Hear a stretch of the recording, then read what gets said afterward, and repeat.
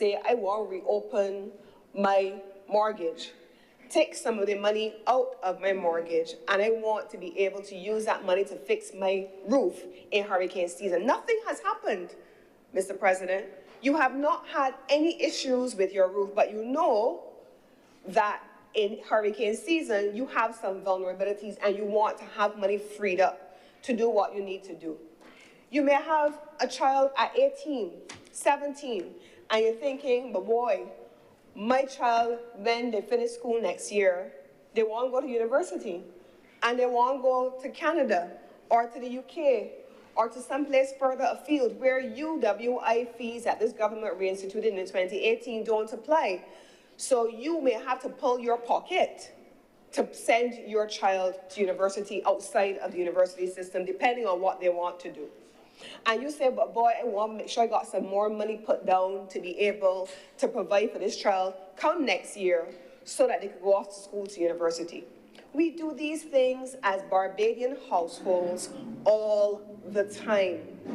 And what the government is presenting here today is akin to that, with larger numbers, looking at how we manage our liabilities, looking at how we manage our debt, looking at what is maturing when, and programming those funds accordingly.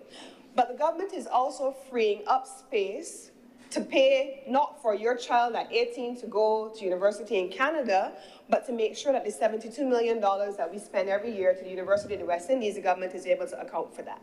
The government is making sure that it has the cash flow within its existing budget to make sure that the large social safety net, which includes the welfare program, the One Family program, the expansion of hospice care, and all of those things, that the government has money to be able to do that. The government is making sure that it has money in place to make sure to cater to the needs of Barbadians so that we can drive on smooth roads. The government is making sure that our ordinary everyday needs are provided for in our fiscal space. We call it creating fiscal space, putting more money in the government's hand to be able to protect the society. But then there's another layer to that, Mr. President. Now, I talked about the homeowner who is concerned about hurricane season. I talked about the homeowner who is thinking, well, hurricane season is coming, and I don't know, they keep talking about all of these hurricanes that are coming, and they're faster, and they're more furious, and there are more of them, and they're more ferocious. I want to make sure I protect my household and my family. This government, Mr. President, wants to protect Barbados against the headwinds that are coming all around us. Now, in 2019, February, the headwind of COVID came our way. And we saw that expenditure outstripped revenue. So the government had to manage that. Then we saw another headwind coming, Mr. President. We didn't have enough warning. We had an ash fall. We had a volcano next door. But then, Mr. President, we didn't see another volcano or another pandemic. But, Mr. President, we accounted for them in our fiscal measures. So this measure that is before us in this fiscal liability management accounts for the possibility that a pandemic could come again, or a natural disaster could come again, and it allows for the government to have the ability to suspend principal payments during those periods. So that's what the government has done. It is the same thing, Mr. President, at a national level of a person attempting to protect their household in advance and before something happens. Then it gets even more detailed, Mr. President, because the headwinds that we were talking about, pandemics, natural disasters, are accounted for in clauses in this liability management bill, resolution, facility. They're included in all of our debt management facilities, Mr. President. But what accounts for the war in Russia and Ukraine that then caused prices of all kinds of products to spiral out of control? What accounts, Mr. President, for the war in the Middle East? As I watched the Middle East over the last couple of days, weeks maybe, but certainly the last couple of days, I remember, Mr. President, one of my best friends in the world, For the last several years, she lived in Kuwait. And I said to her in our girls' chat a few weeks ago, you know, I trust God with my life. I do. And I trust him with yours. Because just a few years before, you were in Kuwait and you thought about the possibility of taking up an offer to work at a school in the UAE in Abu Dhabi. And you were so excited by that thought. And then somehow, some way, a school in Bangladesh was so aggressive about recruiting you. She's Jamaican, she's not Bajan. And between Abu Dhabi and the school in Bangladesh, they pushed and had a bidding war for her. She ended up switching away from going to Abu Dhabi and she went to Bangladesh instead. And I messaged her in our chat this week and I said to her, God always had a plan. He always has a plan. We catch up afterwards.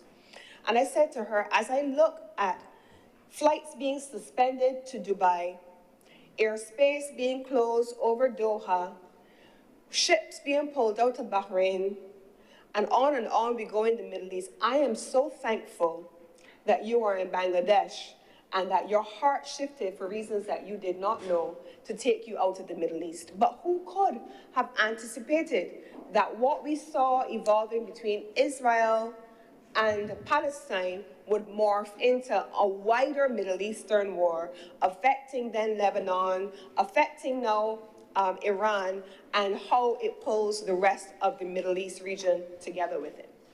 We saw the news of the various back and forth responses that went among the countries, but how do those things then impact global stability and predictability? And the markets got skittish. Countries got skittish. Development partners had to maintain stability, and countries had to make decisions. What did the Barbados government decide to do, Mr. President? The Barbados government decided to plan in advance and to account in advance for what could come down the pipeline if the same type of disruption that we saw as a result of COVID, that we saw as a result of the ashfall, that we are still experiencing as a result of Ukraine and Russia, if that continues in the Middle East as well. You are mitigating against risk at this point. This is really what we're talking about, mitigating against risk and attempting to put Barbados in a position where we do not fall prey to the challenge of not having fiscal space to respond to the needs of our people, the social needs of our people, the education needs of our people, the health services needs of our people, but the day-to-day living needs of our people, Mr. President. It is the reason why, despite the ridicule coming from some quarters in terms of the foreign reserves that Barbados has held, Barbados has made sure to hold overly healthy reserves. Because while those who play fast and loose and who have the luxury of sitting on the outside and not actually being accountable or responsible to the people for protecting those people, this government has to be responsible because we are also accountable. So the voices that talk about, oh, how much reserves they have and so on, and whether they'll free up some of the reserves, they're the ones who caused this government to have to take on one of the facilities that is being prepaid in this liability management operation. When the Eurobond was taken out in 2018, Mr. President, the Eurobond was taken out to account for the debt that we encountered upon taking office in 2018. That Eurobond would have expired and come and matured, and you heard the Honorable Prime Minister speak about it in the other place last night. That had to be accounted for. So this government wasn't just planning for today and playing fast and loose. This government is planning for tomorrow. That's a fact. So this liability management exercise has two components, and I've just referred to one. The payments of $340 million to retire 84% of the government of Barbados' existing 2029 bond. That's a Eurobond. That is the bond that held the restructuring of 2018 coming out in the 10 years of the previous administration, and that is being retired ahead of schedule. The second element of this liability management, Mr. President, to be able to protect our fiscal space, to mitigate against the risks of what may be coming down the pipe, and to ensure the government has fiscal space to spend on Barbadians, is the repayment of approximately $142 million of the principal maturities due to the International Monetary Fund. Is it being paid on schedule? No. It is being paid ahead of schedule. The government is taking a frontal approach. Prime Minister always tells us, take things on the front foot. Don't wait until it comes down the pipe to be able to respond.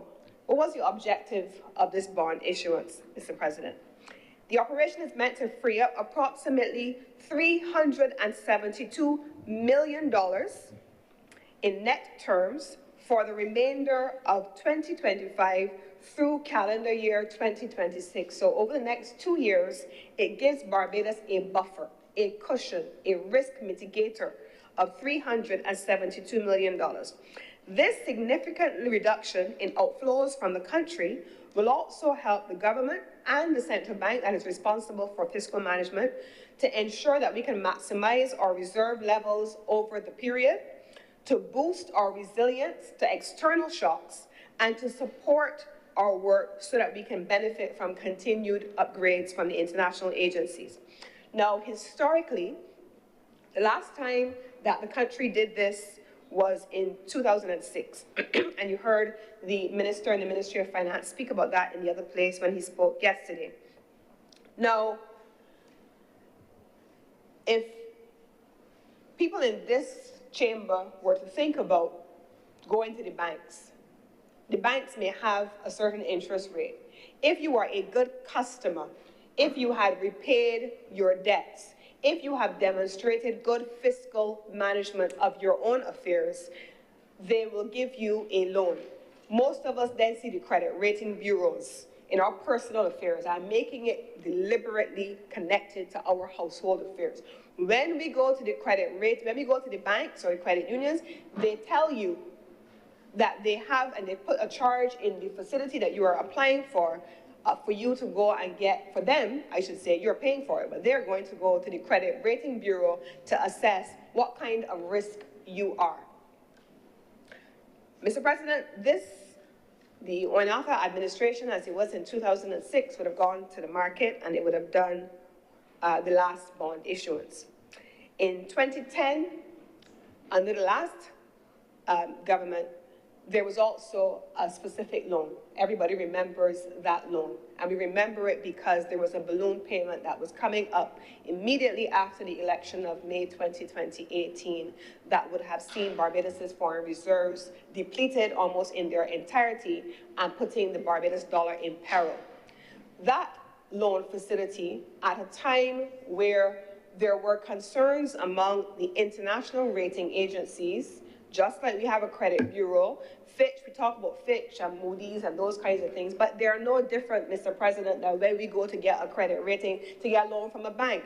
If you're a good customer, you typically get a good response and you get a good interest rate. If you're not a good customer, then inevitably you end up finding yourself in places like loan sharks, where your interest rate in the shortest possible time frame is extraordinarily high. That is what happened when in 2010, this loan was undertaken, Mr. President, and the interest rate at the time was over 12%. And it meant, Mr. President, that the fiscal management of the country at the time was so regarded by the credit rating agencies that they had an extraordinarily high interest rate. That's what we got. And it put Barbados in peril and our dollar in peril by 2018, when that payment would have been due in June of 2018, forcing the government to begin this process that has still continued of the debt restructuring, including, Mr. President, the 2029 Eurobond that we're referring to here. So has this government therefore demonstrated, with all of the interest rates in a period of low interest rates and now rising interest rates, and I'm going to come to that for a moment, that they have had solid management, fiscal management of the country's affairs? Absolutely, Mr. President. And we have not just said so. This administration has made sure that the credit rating agencies, in the same way that we have Carrie Chris and others who view us and give a report on us to the bank, that those who look at sovereign debt is what is called, what government debt is called, whether it is Moody's, whether it has been Fitch, whether it has been Standard & Poor, their report on Barbados has in all instances been positive post-2018. And we have seen the reversal of circumstances where in 2010, you got this huge loan, massive interest rate, major bullet payment, put the fiscal position of the country in peril, and also the dollar in peril, the Holy Grail in peril, and now you have switched and gone 180 degrees to do the opposite, where every single rating agency, every single development agency, and now, Mr. President, for the first time since 2006, in a solid demonstration of confidence, Mr. President, confidence, there are those who would wish to pretend that confidence is not there. But I am certain that as I heard the Honorable Minister of Finance speaking in the other place on this matter, he talked about this, Mr. President. He said, you know, and I remember when Cabinet approved the non-deal roadshow, they went on the road. It was the entire finance team led by the Prime Minister and the advisors that have anchored us through 2018 to now with the return of confidence to Barbados, and it was meant to be a no-deal roadshow. At the time, they wanted to kind of, I guess you would call it, test the waters, see what's out there, be able to figure out, so here's what we are proposing in risk mitigation. Let's see what the market tells us. And despite the loud shouts from some quarters that there's no confidence in Barbados, not just the IMF said it, not just the World Bank said it, not just the rating agencies said it, but hear what now? The bond market investors said it. And this bill, this resolution before this chamber today, speaks about $500 million that is being proposed. But the Honorable Minister in the other place, he said this, that when they put out the tender after the non-deal roadshow was completed, that the tender, publicly issued, people from all over responded. And you know, sometimes when people, sometimes there are circumstances where people want to come and throw money at you. You know, when you have an artist that is exciting and everybody wants to sign this artist and they're excited by it, and so they come and they say they offer you more and more and more. Over $2 billion, Mr. President, over $2 billion was offered as almost, you can call it almost an expression of interest in response to the tenders. You almost call it that. If that is not an expression of confidence, then somebody is living in a parallel universe where truth is false and where false is truth. But you know, we've been having this environment where there are those that live in their own echo chamber. So they're not interested in what the government has to say, but they would want the public to believe them. But the public doesn't have to depend on either side of the political divide in this country. The public can depend on independent agencies that are not local and have a vested interest, but they are global. So when you cast aspersions on whether or not Barbados has the confidence to attract investment, you are in fact attempting to say that you know better than Moody's, you know better than Fitch, you know better than the World Bank, you know better than the IMF, you know better than all of the institutions globally, whoever they are, and we should listen to you alone and disregard all of these entities that have solid credentials in global fiscal management. So, Mr. President, I've spoken already about the mitigation, I've spoken about the natural disaster and the pandemic clauses, and I've spoken about why it is being done. Let me get into the specifics as I come closer to the end. This particular issuance, Mr. President, will carry an interest rate of 8%. It will have a 5-year grace period on principal, and it will be followed by 10 equal payments of that principal.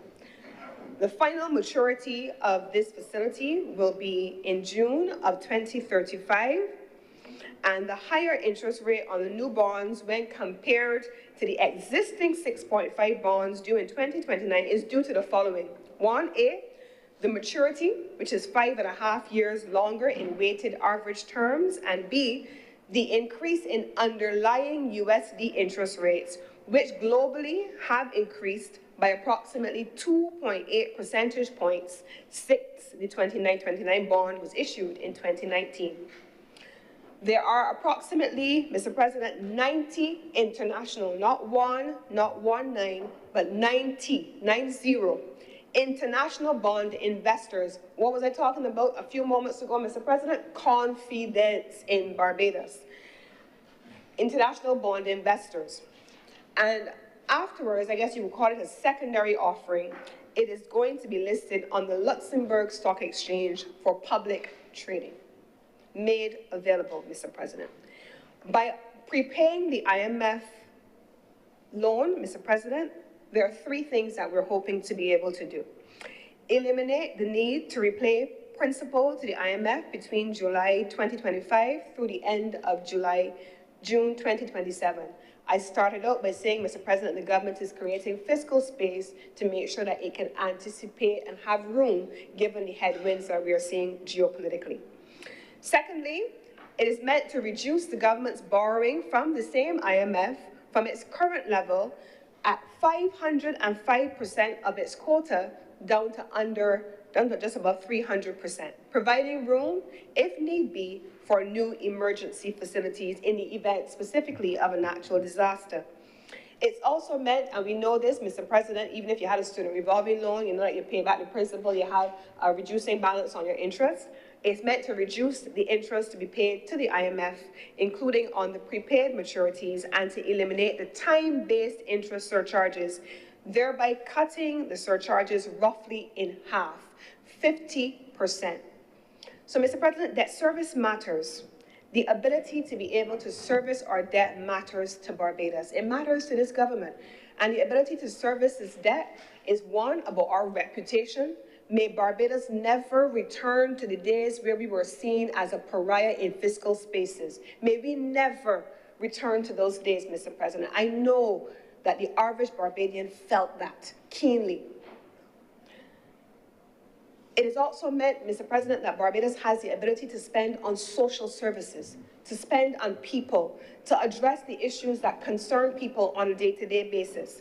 And overall, Mr. President, by focusing on the combination of debt management, i.e. liability management, and simultaneously on the growth agenda, which is the investment in sectors, key sectors, Mr. President, including the new investments in life sciences, the new investments in the agro-processing firm, the establishment for Barbados of a logistics hub, focusing on growth to be able to generate revenue, growing the global business sector, Mr. President, to be able to create that balance between revenue and expenditure and debt management in order to be able to ensure that people can come first. You can't spend more than you earn. If you earn $100 and you're spending $1,000, Mr. President, then you're back into the period of between 2010 and 2018. 2008 and 2018. If you are spending more than you are earning,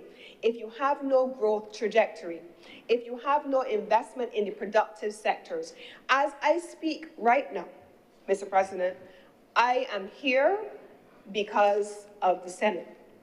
But I was really meant to be joining the other members of the productive sectors right now on mission to be able to identify alternate suppliers. And why? Risk mitigation. When countries find themselves in geopolitical challenges and different markets are facing difficulties, if, Mr. President, as we are seeing in some of the farm labor programs, you have the persons who are brought from across the region and elsewhere working in those farm labor programs, and they're being deported or they're being restricted from coming. The expectation, Mr. President, is that you may find yourself in a position where output is reduced, and then when output is reduced and you have to service your domestic needs, what happens, Mr. President? Export restrictions. If you're a tradesman or you're watching these things, you're uncomfortable. So what is Barbados looking to do? Again, risk mitigation. So if you're not buying from A, or if you are unable to buy from A, who else should you be buying for? We don't sit and wax philosophical on the outside of these things. We are responsible for fixing them and anticipating what could come.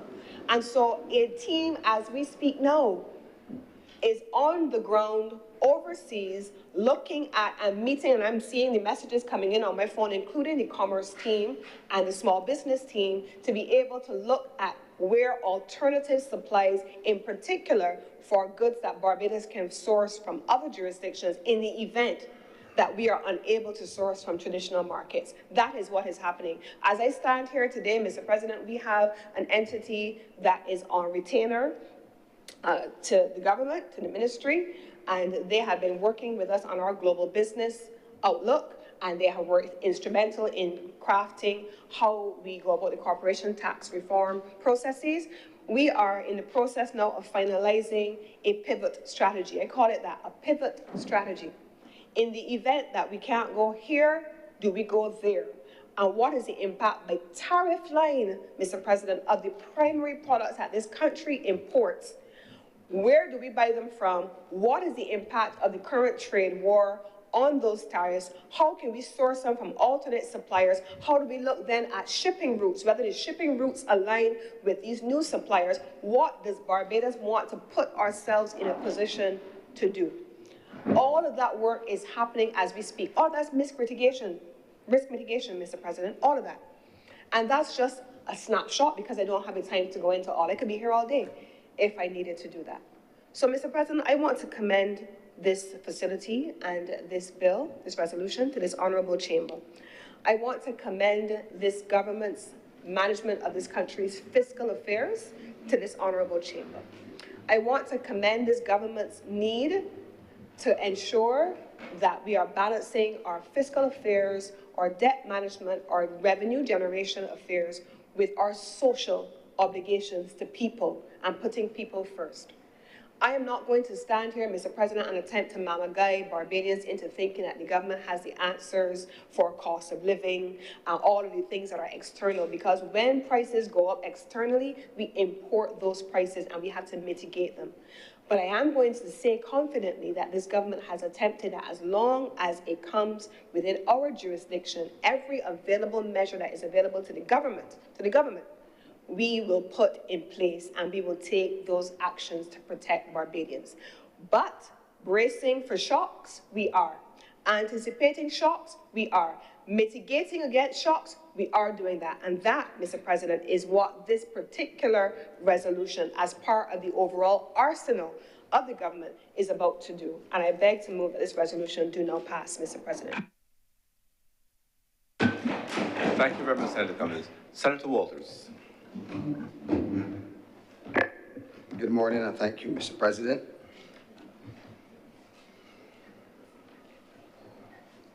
The Honourable Senator found it, in my opinion, very difficult to get the support of those on her side during her speech. Everyone seemed distracted, and I did not see one sign of support for what she was saying. But I listened, Mr. President, and like the leader of government business, this is a simple resolution, and we need to keep it simple. The resolution, purpose of the resolution, Mr. President, is to raise $1 billion Barbados dollars on the international market. $1 billion Barbados dollars on the international market, 500,000 US dollars. 500 million US dollars, Mr. President. And the purpose, Mr. President,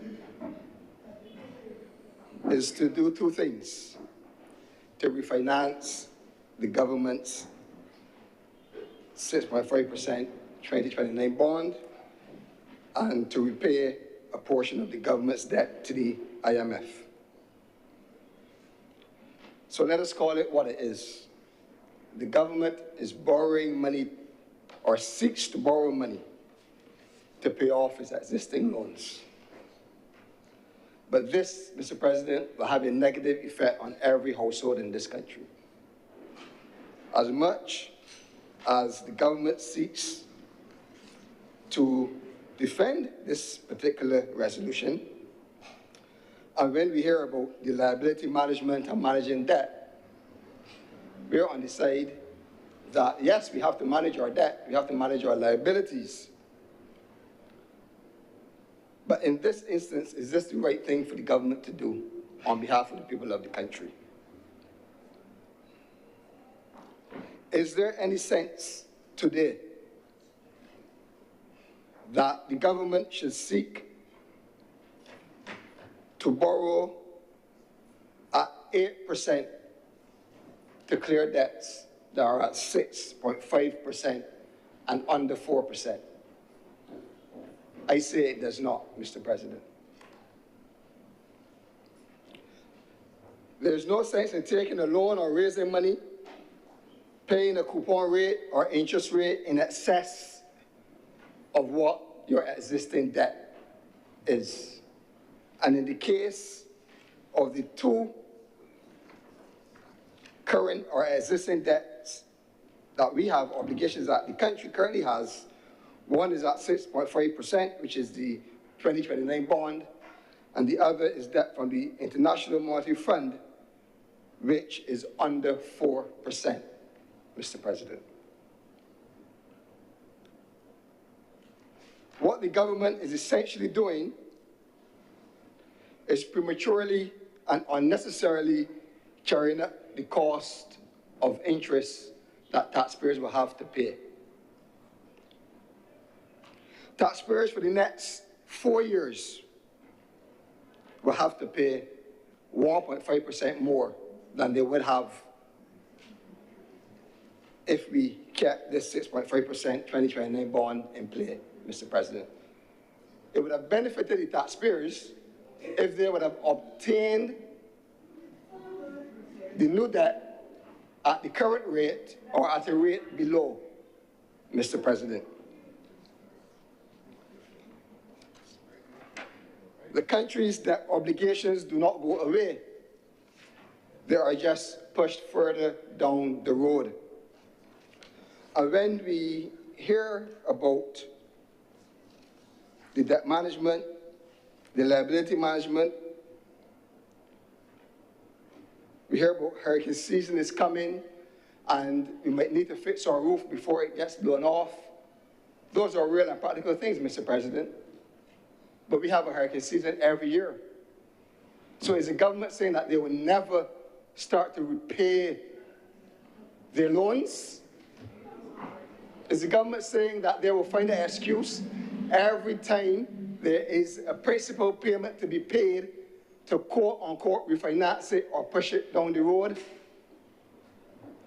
And in this case, it is at an extra cost to the government to the taxpayers of this country.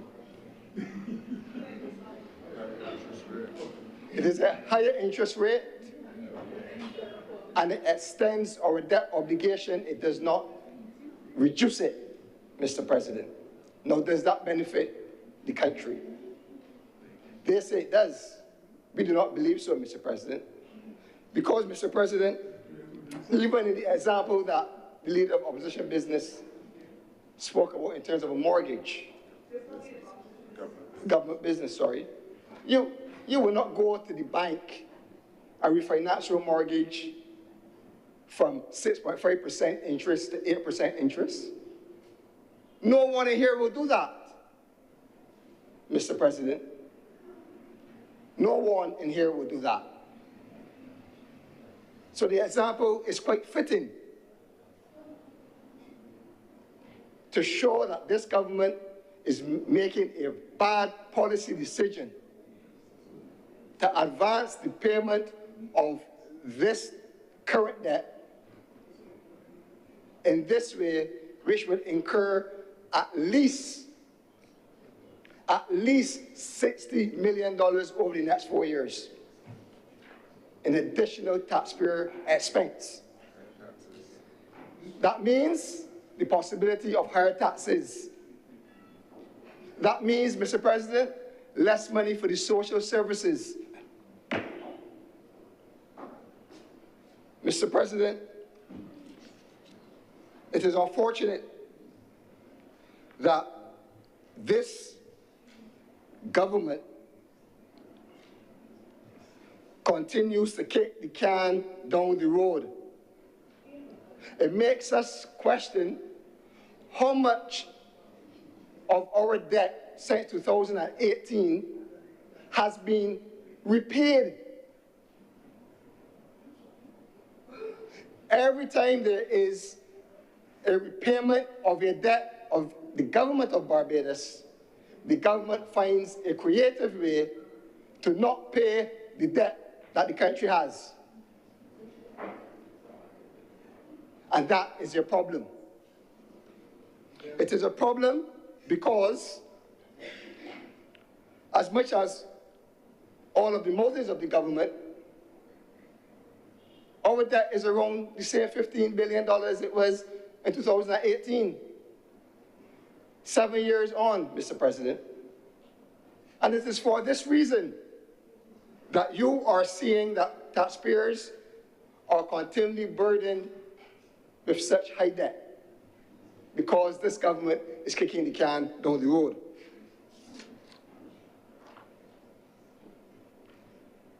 Mr. President, this transaction also raises a pertinent question about the treatment of local investors and workers in this country by this government compared to the treatment that they're willing to offer to foreign investors, Mr. President. And I listened to the debate in the other place, and one of the persons or one of the companies or groups that were on the road show was a company called White Oak, Mr. President. And White Oak has a reputation of spearheading the restructuring in 2018 that contributed to where the National Insurance Scheme is today. Mr. President, losing $1.3 billion in investment revenue, having workers having to work to 67, Mr. President. Mr. President, I raise on a point of order.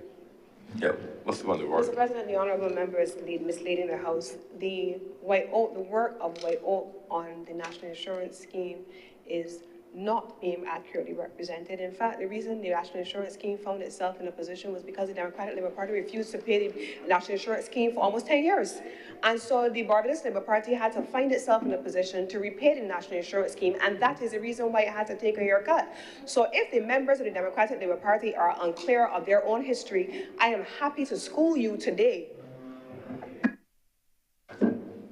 Please continue, Senator Walters. Mr. President, honorable senator is getting very angry, but the facts are that White Oak spearheaded the restructuring of the debt of the government of Barbados in 2018, which resulted in pain for hard-working citizens in this country that contributed to the National Insurance Scheme, and we are still feeling it today. We all had to take a haircut. Furthermore, Mr. President, this government comes to this chamber and parades about making the economy better by using our national insurance funds and restructuring it to lower interest rates. They said in 2018 with that restructuring, they did it. 2020-22 with the debt for nature swap, they did it. In 2024 for the debt for climate swap, they did it. And all those restructurings hit the National Insurance Scheme for close to $2 billion Barbados dollars, Mr. President. And you know what they did, Mr. President? They said that they are going to refinance the government debt to lower interest, so the workers take a hit. But we are saying today now that that the investors, the foreign investors, get the benefit of that because they're not taking a hit. They're getting 8%. They're getting even more than our existing debt. Double in some instances. The IMF debt is less than 4%. Why do we have to repay 24 months before it is due? The bond debt is 6.5%. Why would we go into an arrangement to pay 8% for 4 years? That will cost taxpayers, I said, Mr. President, at least $60 million over that period. Money that could be going to our police force to give them a pay increase to help them to fight crime, Mr. President. That is the point that is being made. Not about the Democratic Labour Party. It is about today, Mr. President. And this is not good policy on behalf of hard-working people in this country. Mr. President, there is the tendency for this government to brag and boast. And they have said over the last 2 days, including today, that we are attracting investment, Mr. President, and that about $2.8 billion in investment was attracted when we put our offer on the table. But, Mr. President, when there is a sale, people come to buy. And that is what is attractive. The fact that investors will get a healthy return on the backs of hardworking Barbadians. There's nothing hard about that. A company selling a product for $10 on the shelf and says she has a sale, she's going to sell it for $6.50. People are going to come and buy it on that day. They're going to want to buy it. They're going to line up to buy it, Mr. President. Cricket is all going. If there's a sale on tickets for tomorrow, Kensington will be burst, Mr. President. So it's nothing that this government is doing spectacular as relates to attracting investment. It is unfair because this is coming at a significant cost to those who have to pay the interest. Mr. President, government has clearly been disadvantaging our workers, and they are clearly enfranchising foreign investors.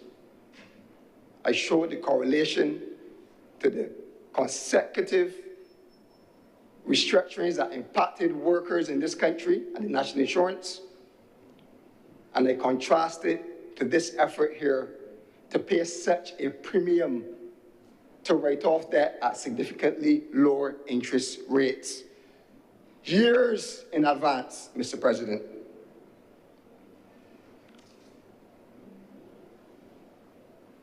So 8.5% interest is too high.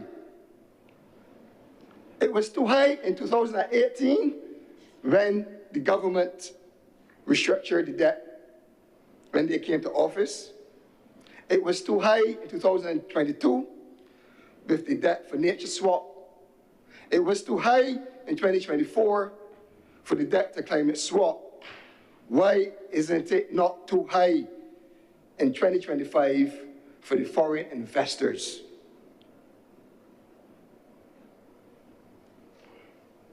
Mr. President, the second purpose of the loan is to pay down on our debt to the International Monetary Fund. And this country has entered into arrangements with the IMF on 2 previous occasions. And on both of those occasions, Mr. President, under both governments, neither of those governments had to borrow money to pay off those loans. Why does this government have to borrow money to pay existing loans when they claim that the economy is growing rapidly? You heard the claim here today too, Mr. President. All of these months of consecutive growth. You hear the claim that unemployment is at an all-time low, the best ever in the history of the country. So we are told, Mr. President. But yet, we still have to borrow money to pay loans. And we have just heard weeks ago that Barbados will get its last drawdown for the IMF. And in less than a month, we are asked to borrow money to pay the IMF loans.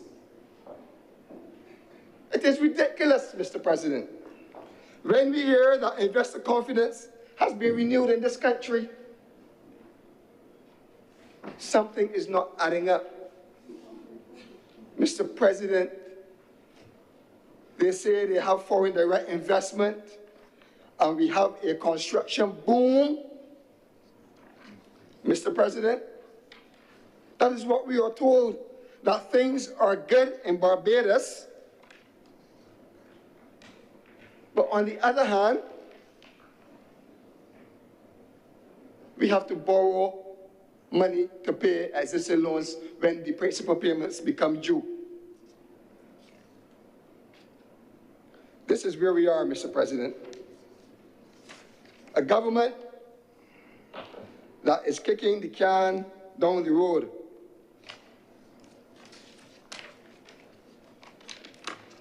Mr. President,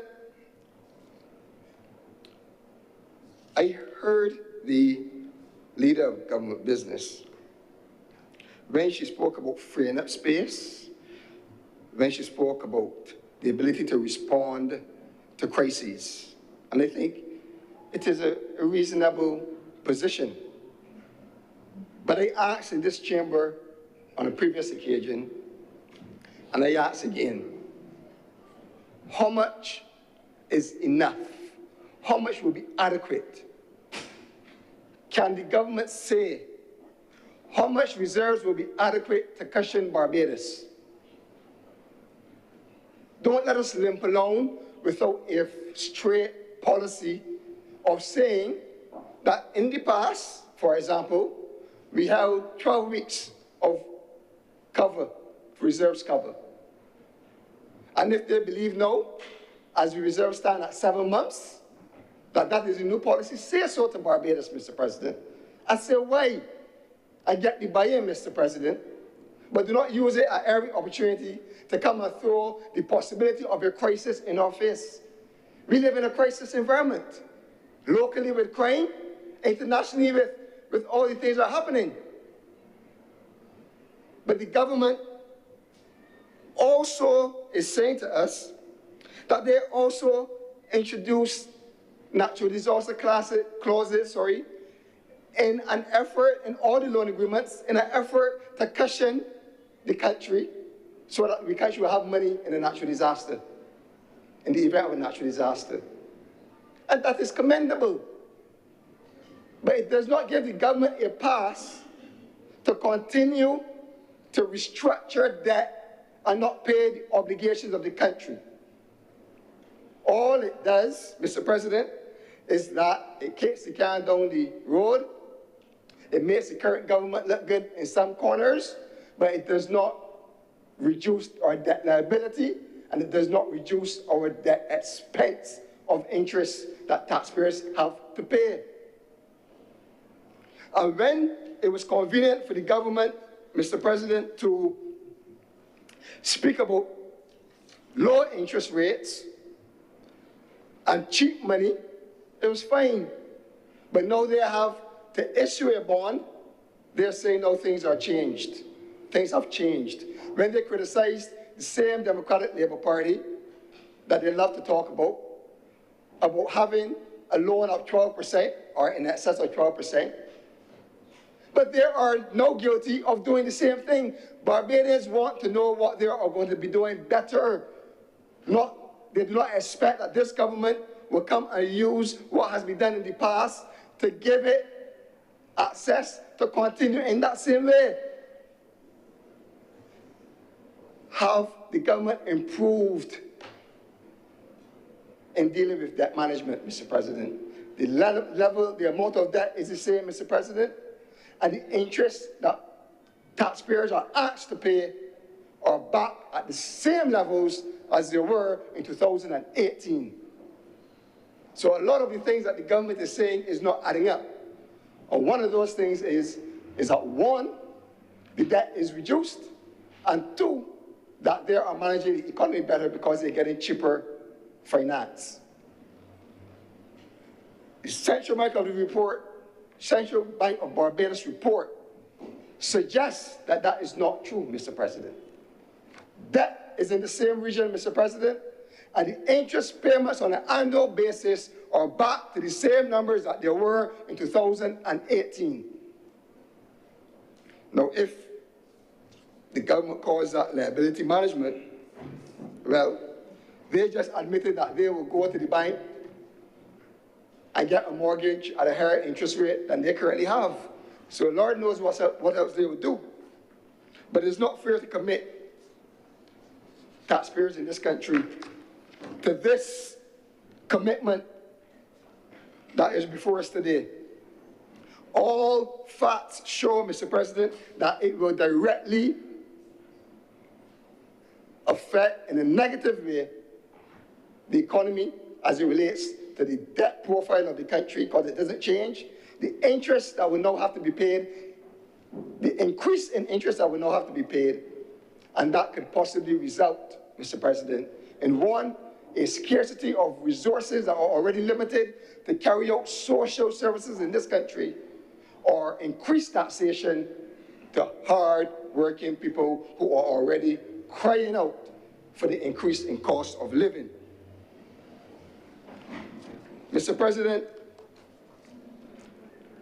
there will always be a hurricane season.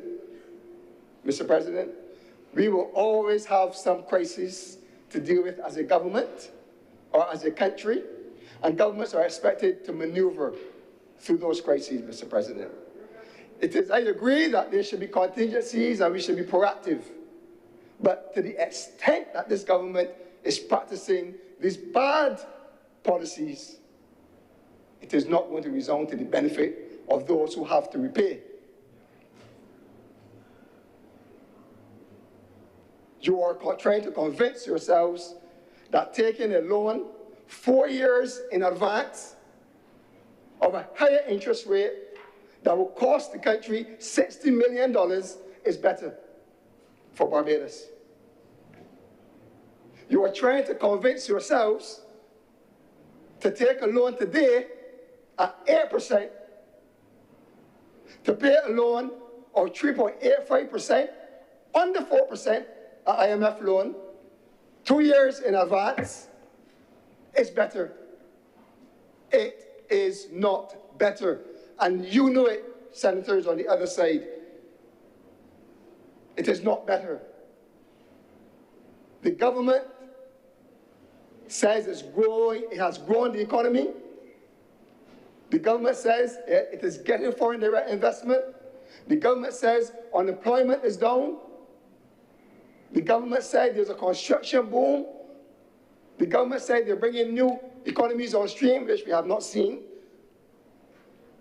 They have given us indicators, if they are true and honest, why this resolution should not pass in this House today.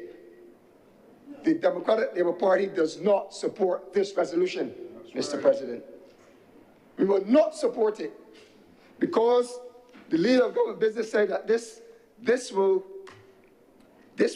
free up $482 million of space.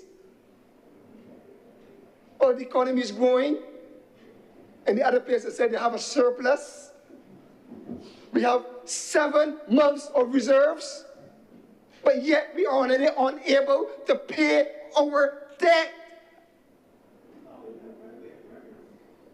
And furthermore, we are now putting ourselves in a worse position by incurring additional costs. This is something the government is choosing to do this. Nobody is forcing them to do it, Mr. President. This is a voluntary action that will cost the taxpayers.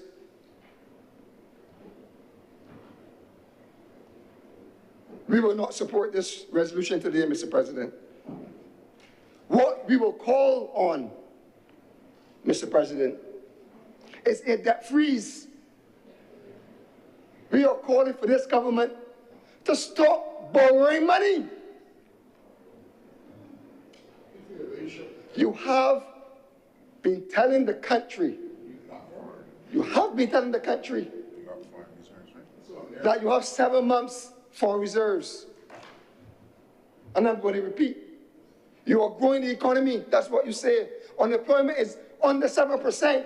That's what you say. Foreign direct investment is coming in. That's what you're saying. You have your surplus. That's what you're saying. But yet, we are asked now to borrow $1 billion, Mr. President. $1 billion Barbados dollars at 8%. This debt that we are asking Barbados to refinance, the first issue of this bond, this 2029 6.5% bond, Mr. President, was issued on 11th of December 2019 by this government. This is not debt from pre-2018. This is debt taken by this government. The IMF program came in under this administration. They cannot even pay their bills. They cannot even pay the debt that they took out on behalf of the country. What is this saying, Mr. President? What is this saying, Mr. President? That something is not adding up. And the Barbados, their party needs to get its story straight. Either you're growing, unemployment is low, investment is high, or either you're broke and you have to borrow money to pay your loans. Be honest. Choose one. Can't be both. Cannot be both, Mr. President. Mr. President, I am concerned, deeply concerned, that this government is not or does not know how to manage the debt of this country. All they do is find fancy ways to push the liability further down the road. And where they have autonomy locally, they're unfair to hard workers. They use the National Insurance Fund. The facts are there. And we as workers lose out. And we as workers have to work longer. We as workers have to pay more national insurance contributions every year. Mr. President, this is not a good sign for this government. And I now see why the leader of government business did not get the response of support from the members on her side. Because when you think about it rationally, it makes no sense. None of them will walk into a commercial bank to refinance any debt that they have by getting higher debt, which will cause them to pay more when the month comes.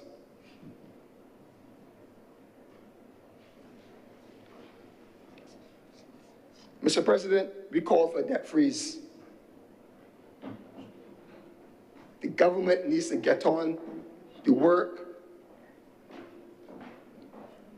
They have collected the most revenue of any government, significant revenues, over 35% increase in annual revenues year on year compared to the last administration.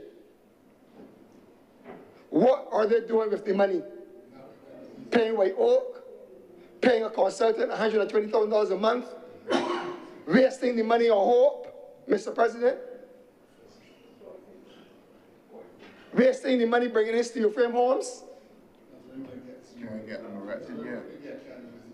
Mr. President, not a school repaired in this country since 2017 in a major way. Not a school in a major way has been rebuilt, redone, fix a bathroom here, a block here, 2 classrooms here and there, change the face of the entrance of the emergency department at the QEH. Where's the money going, Mr. President? It's clearly not repaying the loans.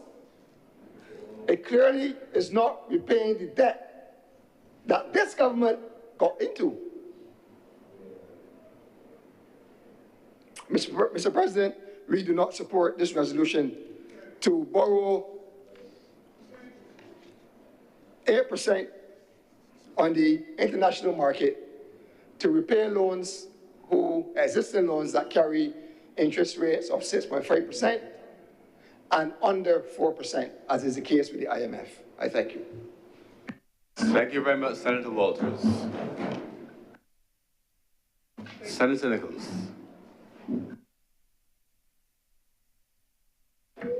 Mr. President, thank you for the opportunity to contribute to this debate.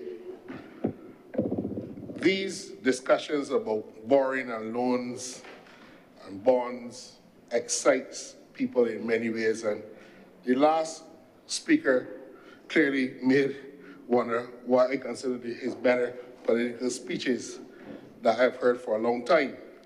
But sir, it is right that we connect what the bill and the resolution, before the chamber is doing with the current economic landscape in Barbados.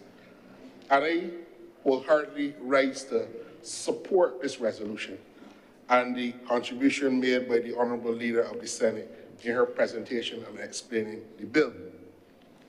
$1 billion, Mr. President, is a lot of money. But we are in an economy that is several billions of dollars in value. And while that figure, it even confused the Honorable Senator because he couldn't translate 500 million into Barbados dollars on the first go. It will confuse ordinary people. But when we really look at the size of the Barbadian economy, Mr. President, and what is happening in the Barbadian economy, we can then start to take out a lot of the hot air out of the discussion. And I'm sure that the calling programs will be rife for discussions that there's another $1 billion added to the debt of Barbados. Mr. President, let me make it very clear. I know no one is denying it, sir. Mr. President, no one is denying that it's $1 billion. But the government is interested in the management of its liabilities. The government is interested in making sure that there is a resilience. If you all don't start interfering with me, I will interfere with y'all.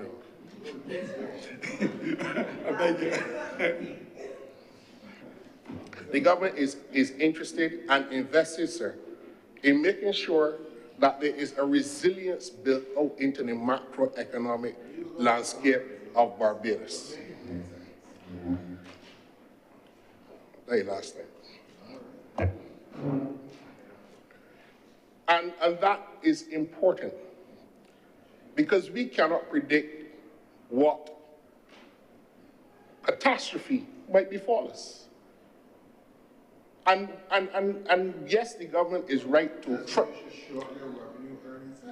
Mr. President, you know that if the government was ever interested in taxing people for the use of their intelligence, you will go and get a tax rebate.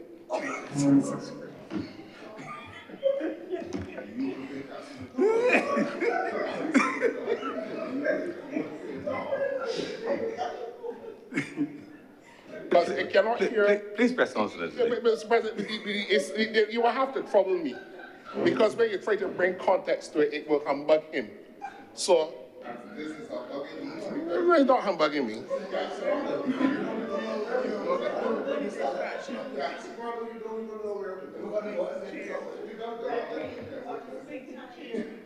Mr. President, the the country has, I understand that. They can't help. They can't help. The country has seen the benefits of the government putting resiliency into its economic programming. And this is an important move, especially in a small island state that is vulnerable to hurricanes and other shocks.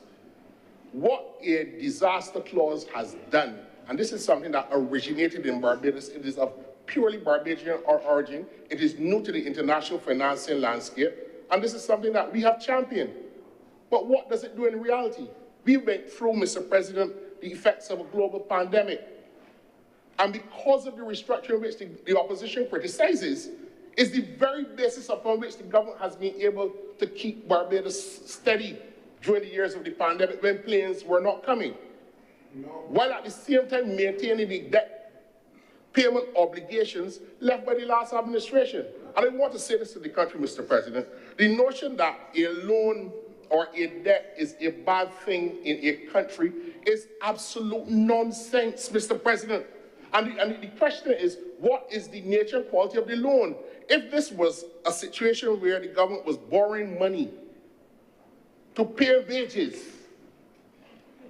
as it was done under the last administration, I would understand the difference.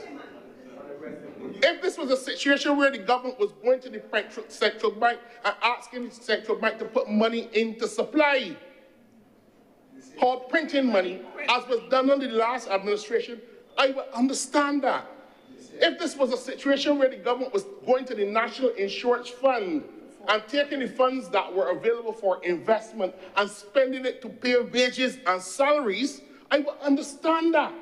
If this was a situation where the government of Barbados was not paying the national insurance contributions owed by taking out of workers' salaries in the statutory corporations up to $1 billion in debt and refused to pay into the National Insurance Fund, I would understand that. But they have a soapbox, because everything that their citizens told them in here and one in the other place, that they speak, the press will carry it. And people in their innocency will listen to what they say and try to understand some modicum of truth. But the debate on the national insurance we have to tell the truth. When we restructured the debt in national insurance, it was not a debt that was created by this administration. It was $1 billion that the government of Barbados refused to pay into the NIS. And like every other, the DLP administration refused. So that if the NIS is owed $1 billion in debt by the government of Barbados, it will mean that this Barbados Labour Party administration will have now to go and tax the people to the extent to finance $1 billion in expenditure that they had in 10 years. And that is what we had to restructure the debt to deal with, Mr. President. Let it be known that this administration did not unfair workers in Barbados. Far be it from the truth. In fact, Mr. President, again, we hear these glib responses about the national insurance and people working longer. The actuarial reports came in on the national insurance fund as they are statutorily required to be presented every 3 years. And in 10 years, Mr. President, the demographic profile of Barbados has not been changing. It has been consistent. In fact, we now have a situation where deaths outstrip births. The reason why we took the hard decision in relation to increasing the age at which benefits will accrue to Barbadians on retirement was because that was the sound actuarial advice that we had. We had 3 options, Mr. President. And I have not heard anybody or any expert anywhere say there was a 4th option or 5th or any other options. We could have increased the rates of national insurance. We could have decreased the benefits, or we could have increased the age at which those benefits would accrue to the person when they retire. And when we looked at the demographics, people are living longer. So it meant that even if you retired earlier, it would mean that you would not have to pay those benefits to people over a longer period of time in a fund that is paid in in which the working population, the pool of working people available to make contributions to pay those benefits over a longer period of time, Mr. President, is getting smaller. That is a decision made by this government on behalf of not only the people working now, but the people who are retired. School teachers who taught you and I, sir, who are still alive, that retired 20 and 30 years ago, in the circumstances where the life expectancy in Barbados has remained high. These are the realities, Mr. President. So when a government has to deal with liability management and looking at the broader picture, yes, it is true that the loan is at a higher interest rate. But what it does, Mr. President, it allows us to pay off $340 million to repay or retire 84% of our existing 6.5% 2029 bond ahead of schedule. Now, the government can say, no, we will pay this at the current rate when the coupon matures in 2029. We can also say that we can take the money that's due to the IMF and pay it when it is due. But the government has to manage the economy. The government has to manage the expectations of people living on this island. The government has to take decisions that ensures that there is resiliency and a capacity to respond to external shocks, whether they be natural disasters, wars, pandemics, or changes in the price of oil. All of these are things that the government has to do. And what the government is saying that we want to be able to create a fiscal space at the same time. So what has the government done? They extend the loan profile of the government, basically.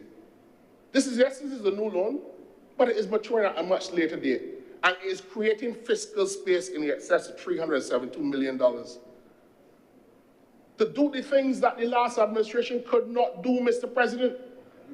To do the things that we have not been able to do because we had to do $1 billion restructuring to take away all of the stench that they left behind. And then another $1 billion restructuring because of the COVID pandemic. None of the two things, these two occurrences, Mr. President, $2 billion adjustments, restructuring to the Barbadian economy in the last 7 years that the government had to deal with, Mr. President. And when we talk about what the government had to deal with, Mr. President, I don't listen to the protestations of the opposition spokesman on finance and economics. I've known him a long time. He was the treasurer of a club that we were both in, and I understood that then, Mr. President, to be the extent of his capacity to deal with finance matters. I listen, Mr. President, to people like Professor Justin Robinson, who taught me management and economics at the University of the West Indies.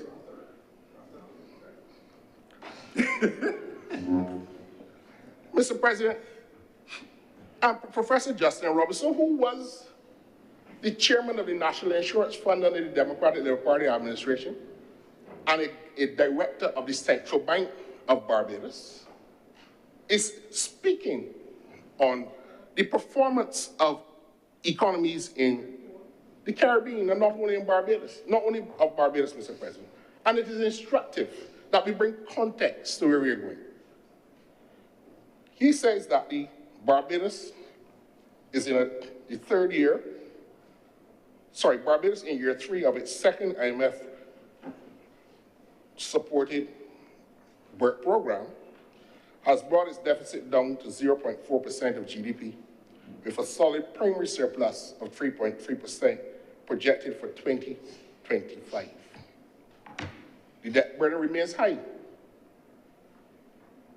That's what he says. Nobody's denying that. 115% of GDP, but it is on a declining path due to debt restructuring, concessional loans, and steady fiscal consolidation. No, it was 176% to GDP. And if you listen to the accurate figures I trust that Senator Walters was referring to. He's calling numbers about debt, but at the same time, what he's not telling you is that the economy has grown and continues to grow and is projected to continue to grow.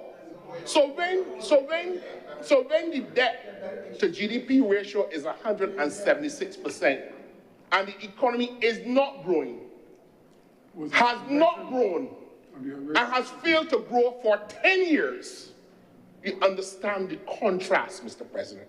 It is as if we have to take a bitter medicine to get out of the situation that you're in, but at the same time, the body now has a better capacity to absorb and to deal with it. That is the difference, Mr. President. And Barbadians know this because they know that nobody is going to put the economy back in their hands anytime soon.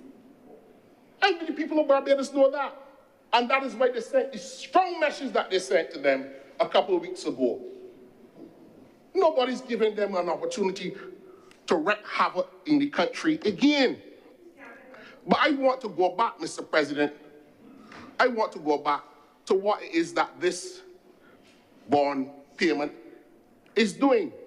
This bond issuance, sorry, is doing. Now, we have a decision to make. Yes, we can pay the existing maturities as they become due at a smaller interest rate.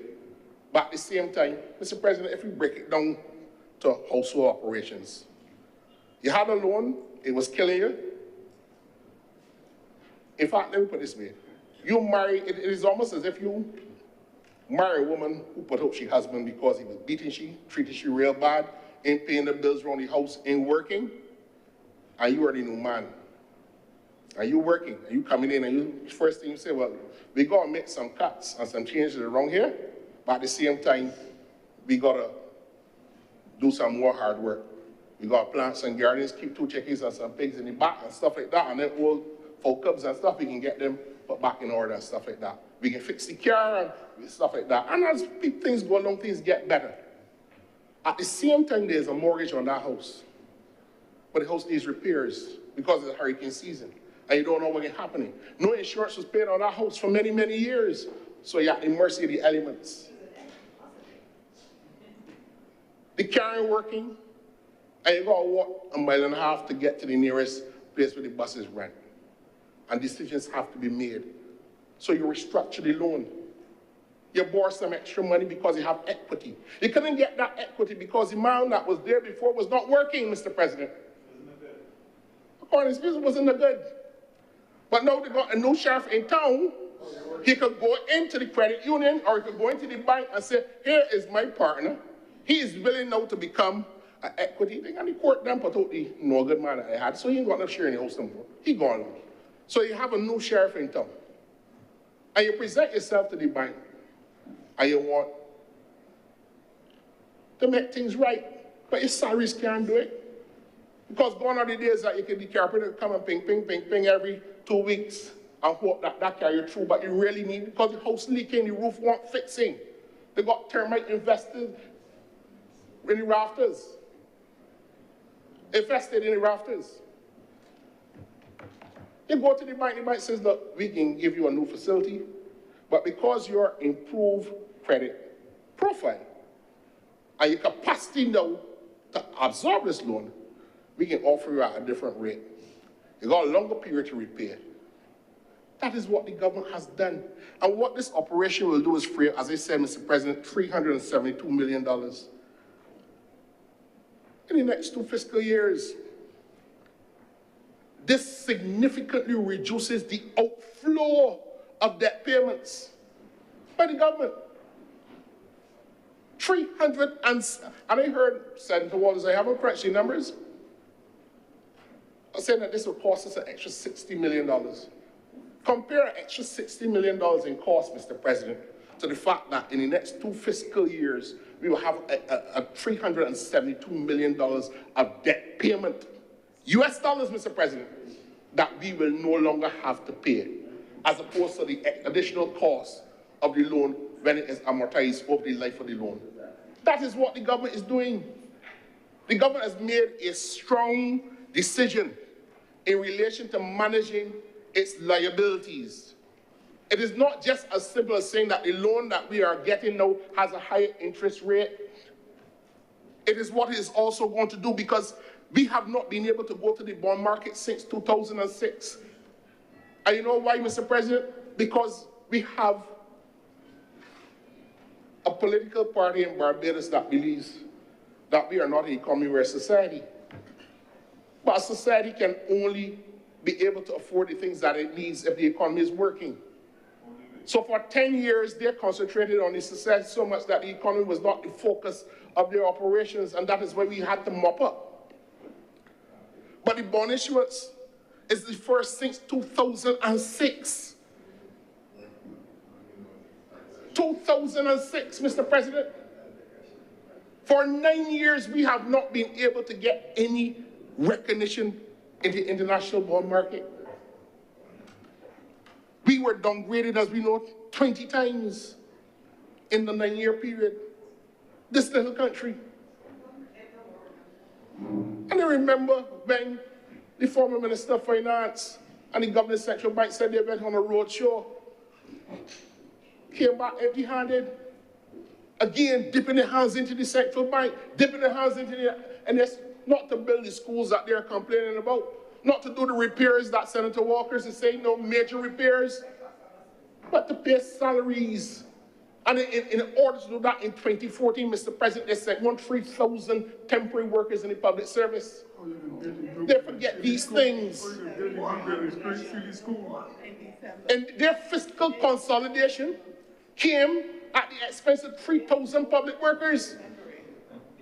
And the only thing that saved the rest of the working people of Barbados was that the then leader of the opposition, who is now Prime Minister, refused to join with them in a constitutional motion to reverse the constitutional amendment which stopped a government from cutting public workers' salaries in Barbados, which was done by the Winafa administration in about 1995-96. And they wanted the opposition to join with them to amend the constitution to allow them to cut public workers' salaries again. That was the fiscal consolidation that they had in mind, Mr. President. This nonsense that this is going to get into the homes of Barbadians and we can feel it, that is all political bluster and rhetoric, Mr. President. No economic forecaster is looking at this. When you look at the fact that these bonds were put out, right? And there has been such a brilliant response to the issuance of these bonds. It tells you what the international community feels about the confidence of the Barbadian economy and where it is going, right? It tells you, Mr. President, right? It tells you. And I hear they talk about easy money. When the Prime Minister, as leader of the opposition, was telling you all about easy money in the IMF, it was eschewed by the Democratic Labour Party. The government gets criticized for going to the IMF. The government gets criticized for borrowing from the IMF. When the IMF program is ending, we get criticized for leaving it. So you get criticized for going in, you get criticized for going out. That is the mantra, and it sounds good. And the Democratic Labour Party supporters say, my father was one, you feel good, like read government, and then come after. And if they keep noise, the whole IMF for poor people and the ordinary people all the time, that is getting them riled up. But at the end of the day, what are you really doing to the country? What is that? And the government is not paying its debt. We restructure the debt. But you got to restructure the debt if you are able to handle the payments over a longer period of time, rather than all of the money in a shorter period of time. Who doesn't restructure debt? How is restructuring of debt in an economy like Barbados a complicated issue, Mr. President? When ordinary people go to the bank and the credit union every day and borrow more money. When ordinary people go and take out things on hire purchase, extending their debt liabilities, because they can't spend all the salary in a new fridge or a new TV. If they were to do that, then what is going to happen with the existing commitments you have next month and the month after that? So you borrow because you have the capacity to repay over a longer period of time. How is this question about debt being so political? When you had a rapacious, profligate administration printing money, licking out the NS resources as if it was theirs, Mr. President, not to invest in Barbados' capacity. And people in Barbados could see it. Maybe build more roads. Maybe put more buses on the road. And we create an enabling environment for businesses to thrive, Mr. President. The government has to do that with the resources that is available to it. But at the same time, we have to build up other sectors. And you heard the leader of the government business talking about the agri-sector and the energy sector and all the other initiatives that are being done in the name of the people of Barbados, Mr. President. We upskilling the people of Barbados, Mr. President. There's a gateway of opportunity being created. The construction sector is booming. And yet, we don't have all of the skills to fill it, and then there's more construction to go. What does that tell you? This dystopian nature of the view of the Barbadian economy that is being predicated by the opposition is political bluster, Mr. President. It sounds good. I even said to my two colleagues next to me, that if I were over there, this is the angle I would have taken it. And I shared it in our chat. But at the end of the day, what does it mean? It's scoring political points, but at the end of the day, do you have a plan? Do you have a plan? Because when you had the debt to deal with, the only people that you could have turned to is the very, very Barbadians. The stabilization levy, the increased taxes, taking away all the benefits for tax deductions that Barbadians get, not paying the reverse tax credit, not paying Barbados their tax returns because the government was hand to mouth. The government was hand to mouth. The reason why teachers went on strike a couple of weeks ago is because the Democratic Labour Party took away the terms leave. You know why? Because it meant that teachers could not get that terms leave off, because when the teacher goes on leave, you got to pay the salary. Salaries too. They got to pay the salary of the teacher that is on leave and the teacher that is temporary.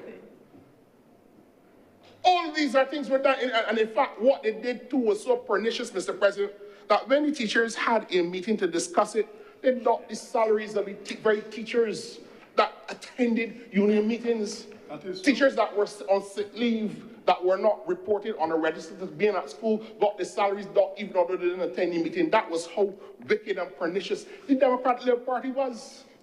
And the Minister of Education talked about cracking heads. When the unions there said, well, this is what is going on, and then we hear all this foolishness being pervaded that we don't have a democracy in Barbados anymore. All of these things happen under them. All of these things.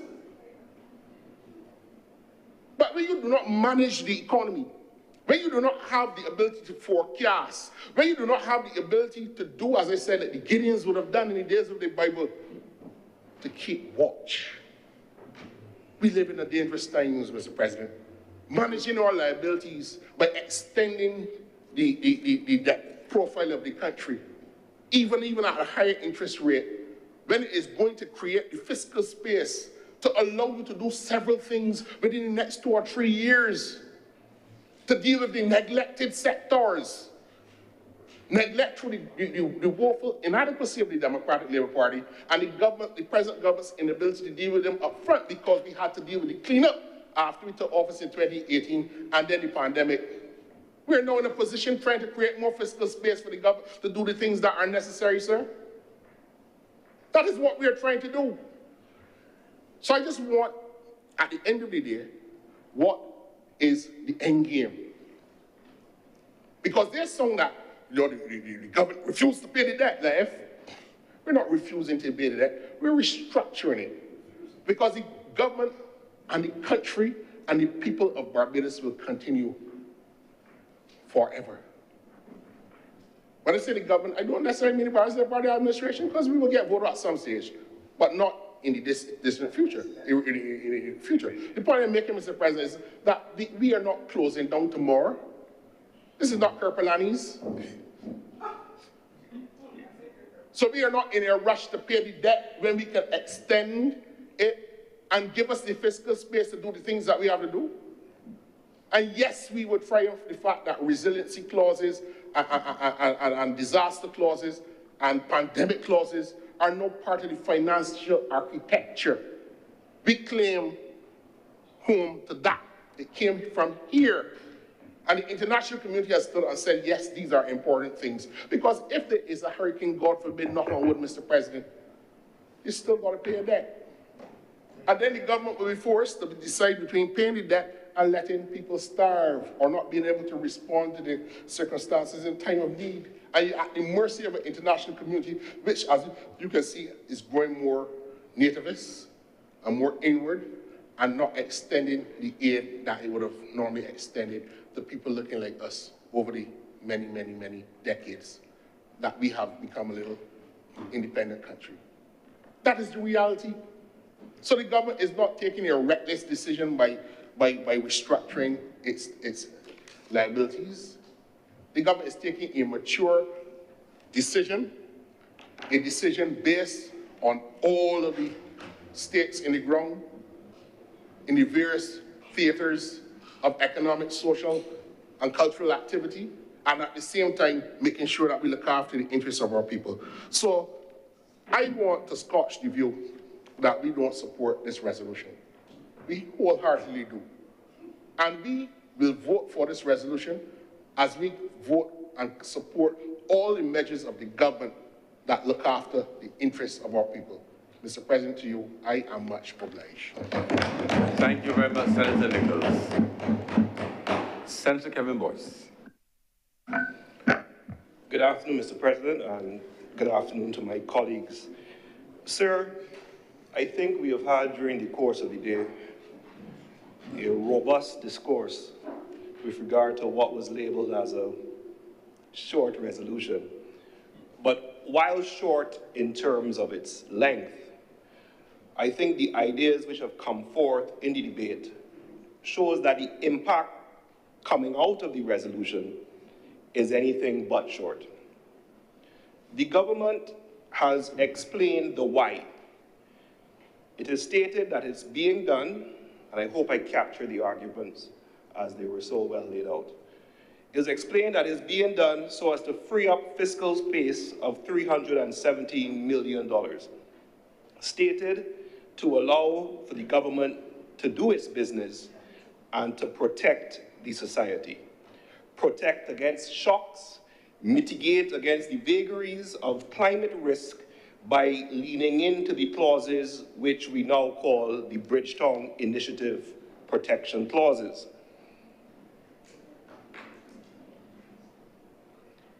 The government has also, I would say quite rightly, in terms of the economic performance, lauded the fact that the fund or the bonds were oversubscribed. AAA at 8% is an attractive investment offer, and as pointed out by the opposition, you're being very attractive for persons beyond our shores. But Mr. President, you would know that when you have a AAA rated bond, it means you have to pitch up a bit more in terms of the interest rate. However, it was oversubscribed, and the government is entitled to take the position of, look here, this represents confidence in the Barbadian economy. The opposition, however, as they ought to do as an opposition, questions the timing or the purpose. Why now? Why are you taking away cheaper debt and replacing it with what they've labeled more expensive debt to obtain that $370 million fiscal space? To what end? The opposition has asserted that it is poor fiscal management and it's an increase of $1 billion local currency.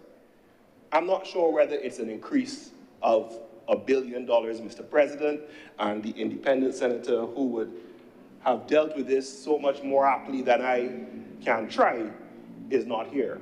But whatever, I believe that the point which is being sought to be made is that you are taking on debt at a higher interest rate.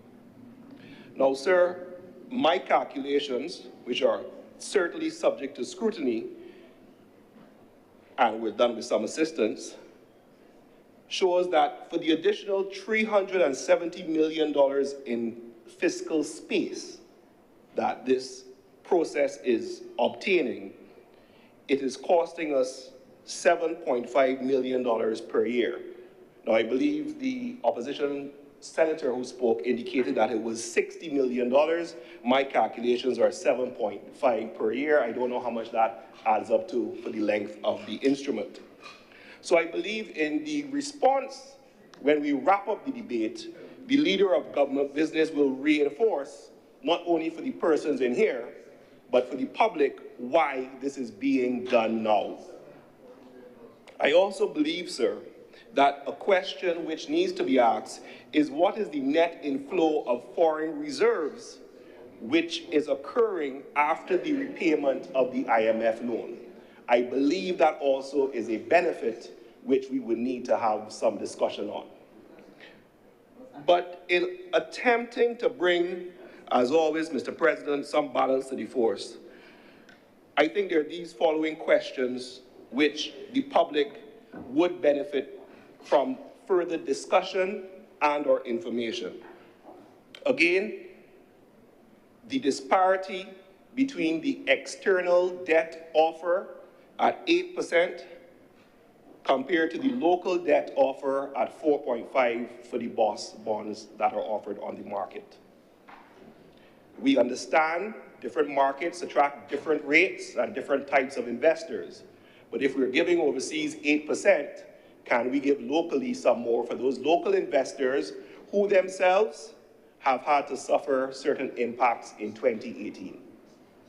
Secondly, sir, what has been the response to the reverse auctions for the tenders of Series B and Series D bonds, which of course were given to the persons who were impacted, so they get the bonds at a lesser rate, I believe, for their monies which were impacted. I'm subject to tremendous correction, and then are now offered by way of a reverse auction that they will receive money for those bonds with a lesser value than the bonds themselves.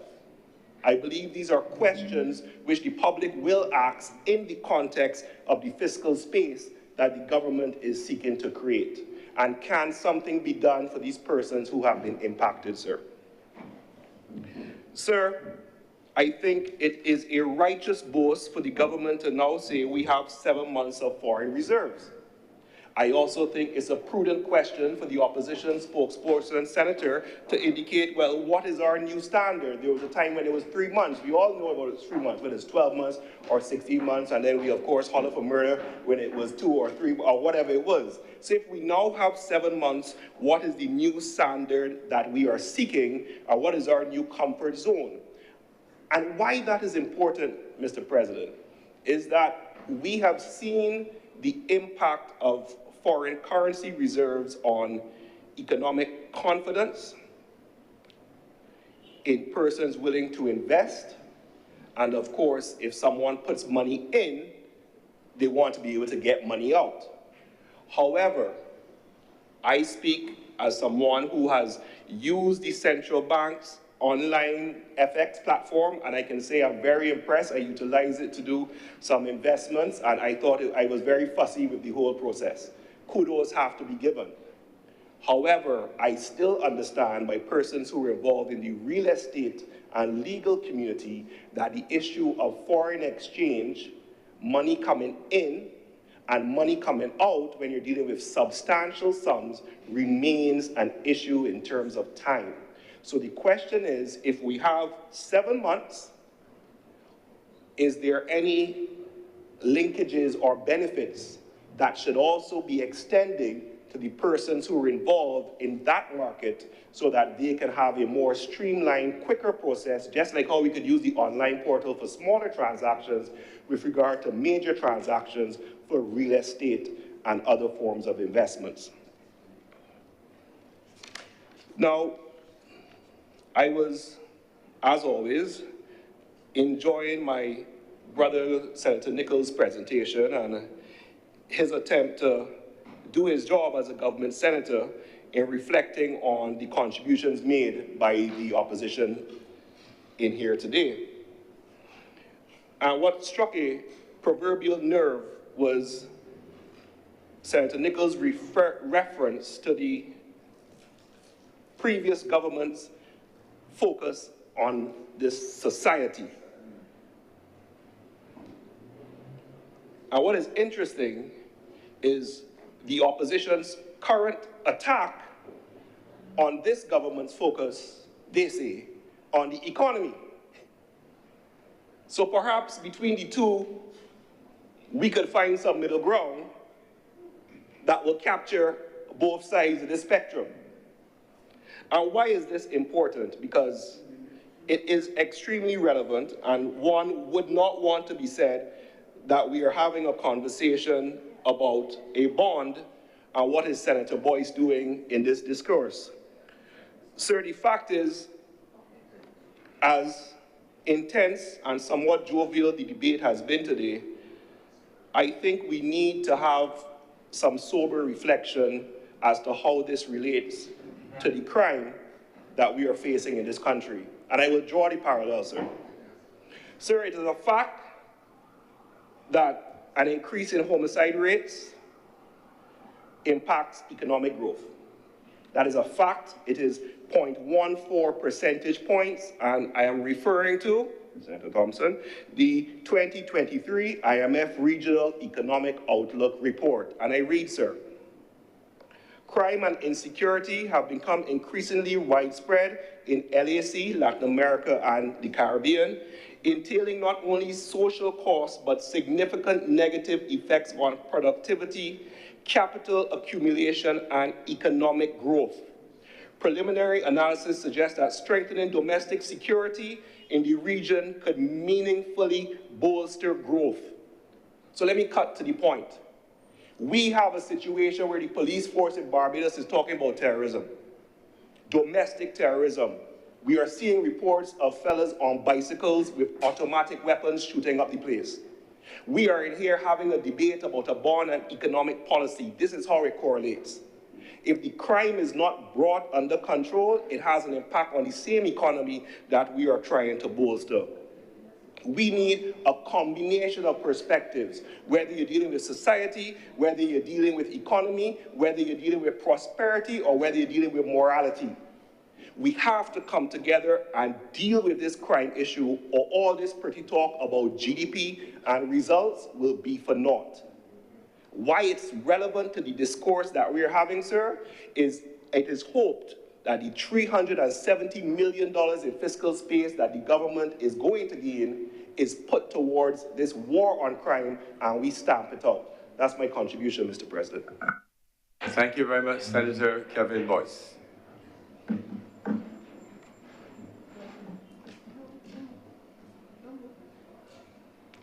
If there are no speakers, Senator Warren. Thank you, Mr. President. And I rise to make my contribution in this resolution when it comes to matters of such importance that deals with the debt of the country and our future livelihoods. I think it is important that every parliamentarian has a say in terms, because that is the reason why the resolutions are here. And I want to commend my colleague, Senator Walters, for rightly giving a good outlay for all Barbadians, the position of the opposition. Because this resolution, I am certain, has taken many Barbadians by surprise. And the details in this resolution before this chamber today, these details need to go to Barbadians to let them know what our government is doing. Barbadians are concerned about the debt situation within this country. That is one of the constant cries that you hear. The Barbados Labour Party government, yes, they went to the IMF, and we do know that when you go to the IMF, they often the country feels it, the citizens feel it, and many Barbadians felt it in terms of those who were sent home. Those who know, instead of having permanent jobs, are jobs now on contracts. I'm talking about people who are employees at the Caribbean Broadcasting Corporation, and the plan for employees at Transport Board, the employees at the Sports Council. All of those persons have been collateral damage for the IMF program. And to think that for all of this, this government went into a program to reduce the debt, but yet still coming out of the program, the debt levels and the debt situation is still high.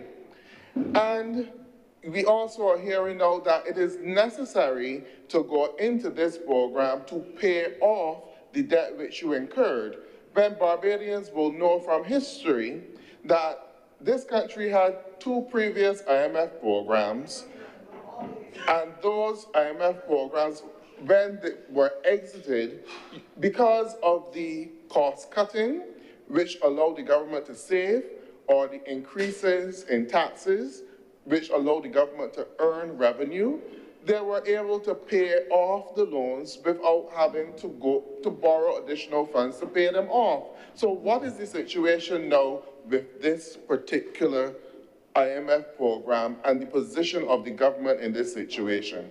And I heard Senator Nichols, it was difficult to basically keep track of what he was saying because he was from pillar to post all over like a ping pong ball. But when you could make sense of what he was saying and the points that he was making, Barbadians have heard several times this government say it is important to borrow these monies for a rainy day. It is important to borrow these funds for resiliency. But yet we have heard this government borrowed billions of dollars at this stage for the resiliency, and the information is here within the estimates. You just need to go back to the estimates documents. You go from the Caribbean Development Bank, the Inter-American Development Bank, may have been some on the CAF, but not necessarily so, and the World Bank as well.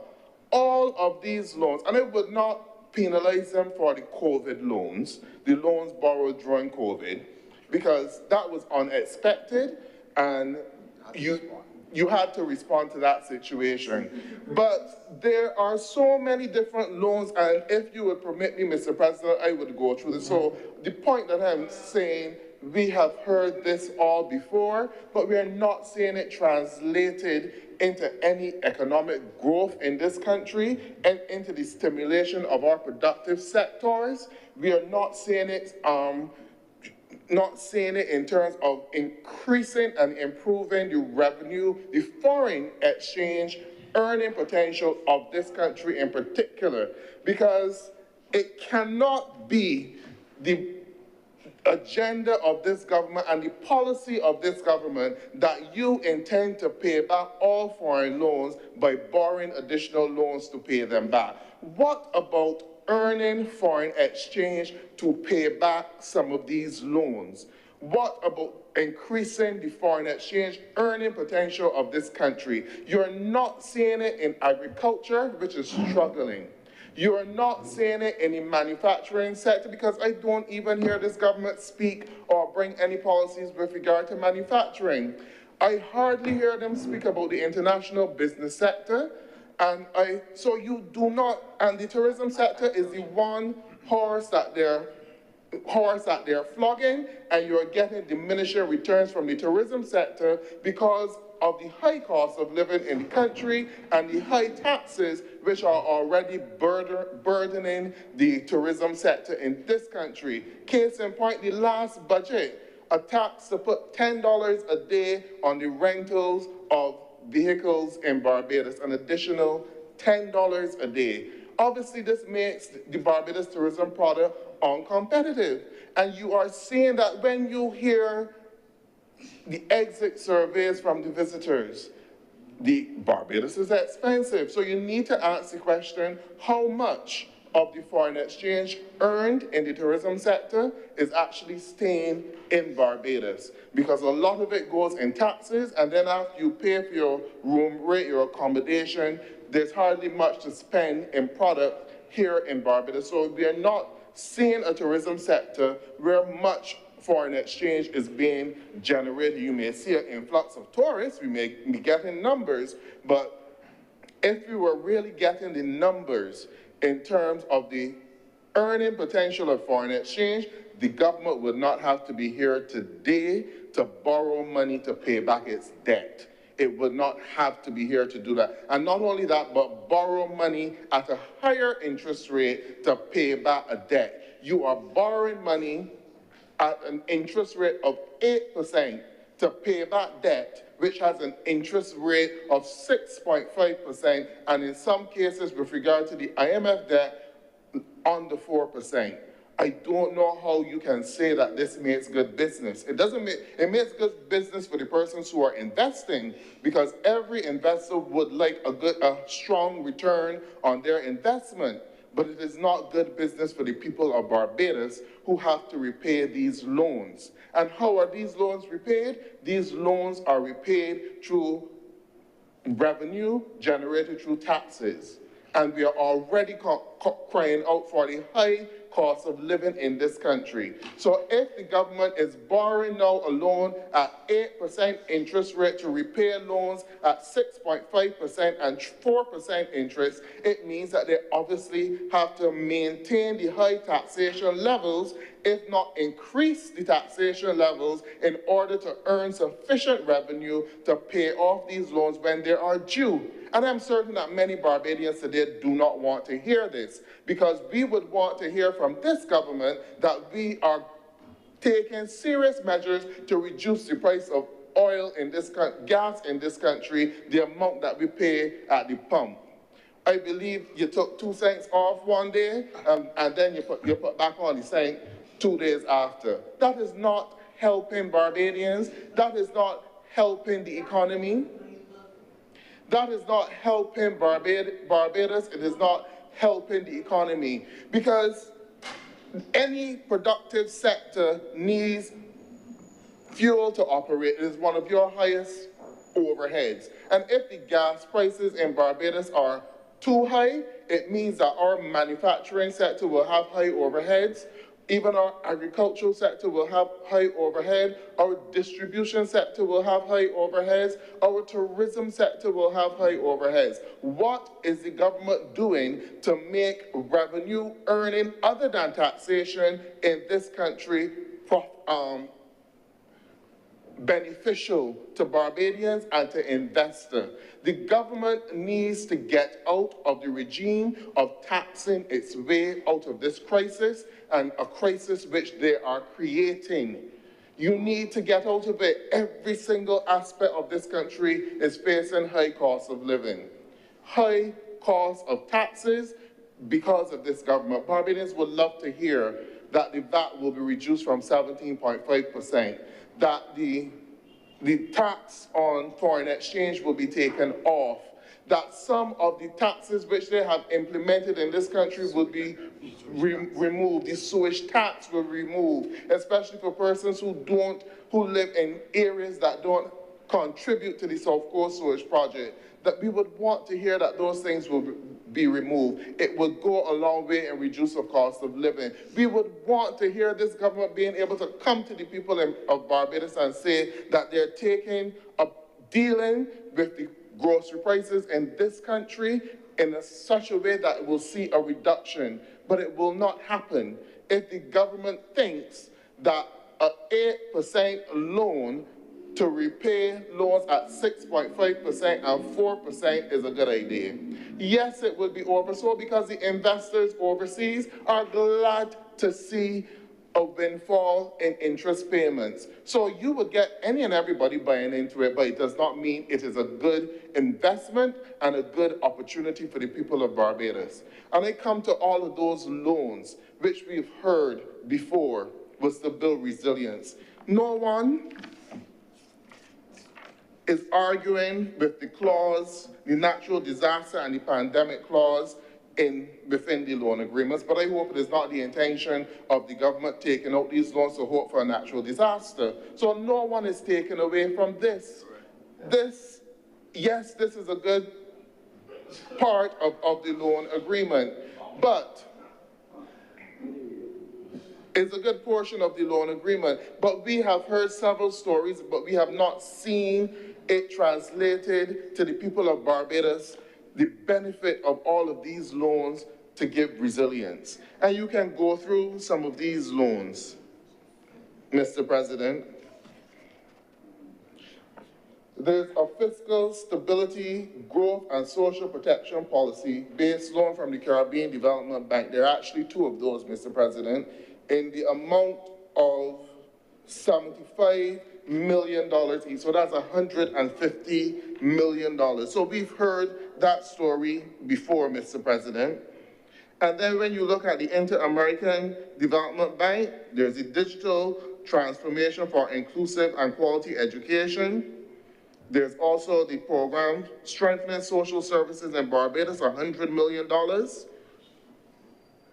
And the Sustainable Development Policy Program, another $100 million from the Inter-American Development Bank. So we heard this story several times, but Barbadians are not really seeing it. Because you have a situation where our health service, the geriatric hospital, there's no supplies there for persons. You have a situation there where the drug service is often out of stock of necessary medication for the Queen Elizabeth Hospital. You're not seeing it. Barbadians are complaining about the quality of the service at all of the institutions managed by this government. You have a situation where the schools close nearly every week as a result of different environmental problems, obviously because adequate supplies are not being supplied to the schools to deal with the environmental issues. So, Mr. President, where is the money going? We've heard this story several times before. And also, back to Senator Nichols' point, it might be good time for this government to recognize that a society, it has the people and the economy as well. You pay attention to both parts. Because as we read today, you had the crime situation in this country is worrying most Barbadians, and that impacts on the performance of the economy. It will impact on the tourism sector as well. It would impact on the entertainment sector as well. It would impact on the revenue earning potential of this country as well. So it is high time that this government recognize that you can't just focus on the economy and leave the society to suffer. Because even though they may boast of a 6.3% unemployment rate, when you go into the communities, those numbers don't make sense or make a difference to people. The number of Barbadians who are unemployed or underemployed is a cause for concern for every single household in Barbados. And when you're talking about production as well, when you put workers on a 3-year contract, they can't qualify for a mortgage to build a house, or they can't qualify for a loan to purchase a vehicle. So therefore, what are you doing then to your indigenous productive sectors, because you are reducing the potential for development in this country and reducing the opportunities for Barbadians to to build houses, so it impacts on employment in the construction sector. And it also impacts on the purchase of inputs to furnish those houses and to upkeep those houses as well. All of these are things that this government needs to acknowledge and recognize. So you may come with fancy footwork in terms of boasting the metrics that you want to boast, but the reality is that this country's debt service ratio has increased under this government. So the more money that you have to take out to repay your debt, the less money you have for capital works projects, and the less money you have for developmental and social projects in this country. And right now, this country is needing those developmental and social projects. And this Barbados Labour Party government has failed to improve the revenue earning potential of any of the major sectors in this country. Agriculture is dead or almost dying. Manufacturing, you hardly hear anything. You hardly hear this government speak about what it is earning in foreign exchange through exports. We would love to hear that, and perhaps when the Senator Cummings is wrapping up, she can give some details, but do not let Barbadians lead us in this country into a trap where we must borrow money in order to repay loans. It is not sustainable. We need to get to the stage. Yes, we need to borrow to show up the foreign reserves, but we also need to earn foreign reserves as well. And you earn the foreign reserves by investing in your productive sectors, and so that a level of outflows from those same foreign reserves, more of it will stay within the country. And this is not what is happening with this government. So this is a bad deal for the people of Barbados. And based on the terms of this loan, it will come to maturity in 2035. We are saddling our young people with loans that they probably will not be able to repay unless we change the trajectory of this country. Because right now, the trajectory of this country, based on the Barbados Labour Party, agriculture is dead, manufacturing is dead, and tourism, we are barely getting by. Barely getting by based on the popularity of this country. But it can be affected if we do not deal with the crime situation in this country, and it will be affected if we do not do significant work to reduce the taxes so that our tourism product would become competitive once again. So an 8% loan to repay loans at 6.5% and under 4% cannot pass. And Mr. President, I cannot support this resolution. Thank you very much, Senator Worrell. Her Honor, Her Honor, the Most Honorable Senator Thompson. Thank you so much, Mr. President. This has been a very interesting debate. It's been an interesting debate because of the information and perspectives, the information that has come to the table and the perspectives that have been expressed. I want to respond to some of the issues that have been raised and some of the questions which have been asked, and to also share my perspectives.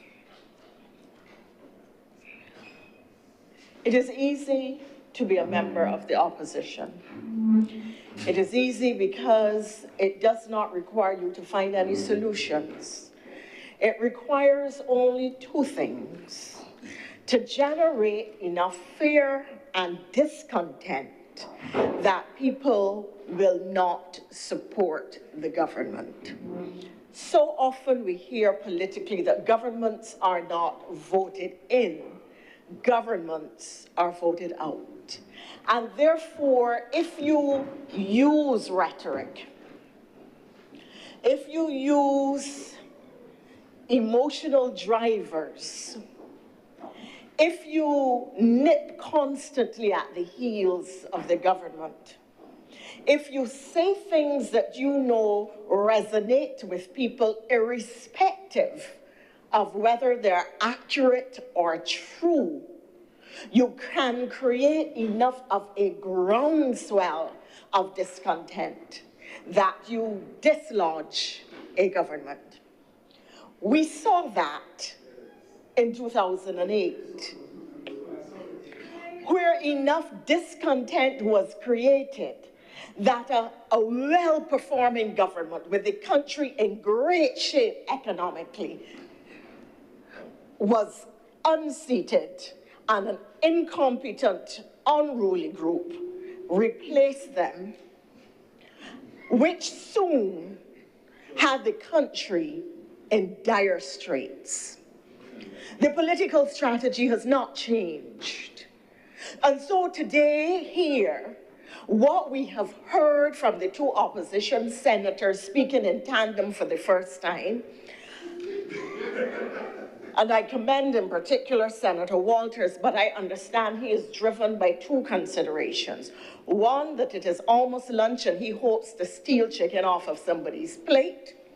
And two, with the triumph or the acquittal of a certain colleague, he knows that he is in dire straits in the constituency in which he hopes to run. So he is driven by a level of personal fear. And for him, you see him speaking in a do or die kind of way. Well, the other one, who found it possible to be part of a campaign in which the level of insult thrown at a former colleague in this place, stressing on height and girth. I was a little shocked that he tolerated it, being half the height and twice the girth, if you do the ratio studies of the colleague, but it was allowed. And I understand that the erstwhile leader of the Democratic Labour Party has some intention to go to St. John. So you know, Fluffy may be in a little trouble in terms of choices. So we want to look, therefore, at some of the questions, some of the issues that were raised, and perhaps give some answers. I take the point of the correlation between high crime and economic deterioration. That cannot be gainsaid. It is difficult. It is easy to say, let the government do something. The government has to do something.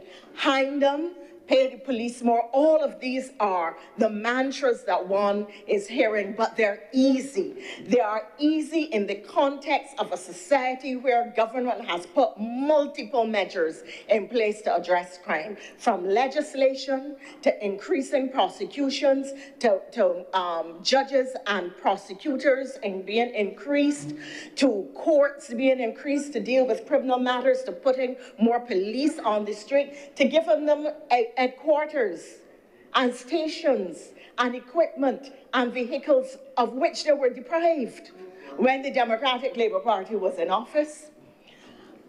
We have used social intervention measures, and the problem persists because it is not easily solved. It persists because there is a pandemic of crime sweeping the Caribbean.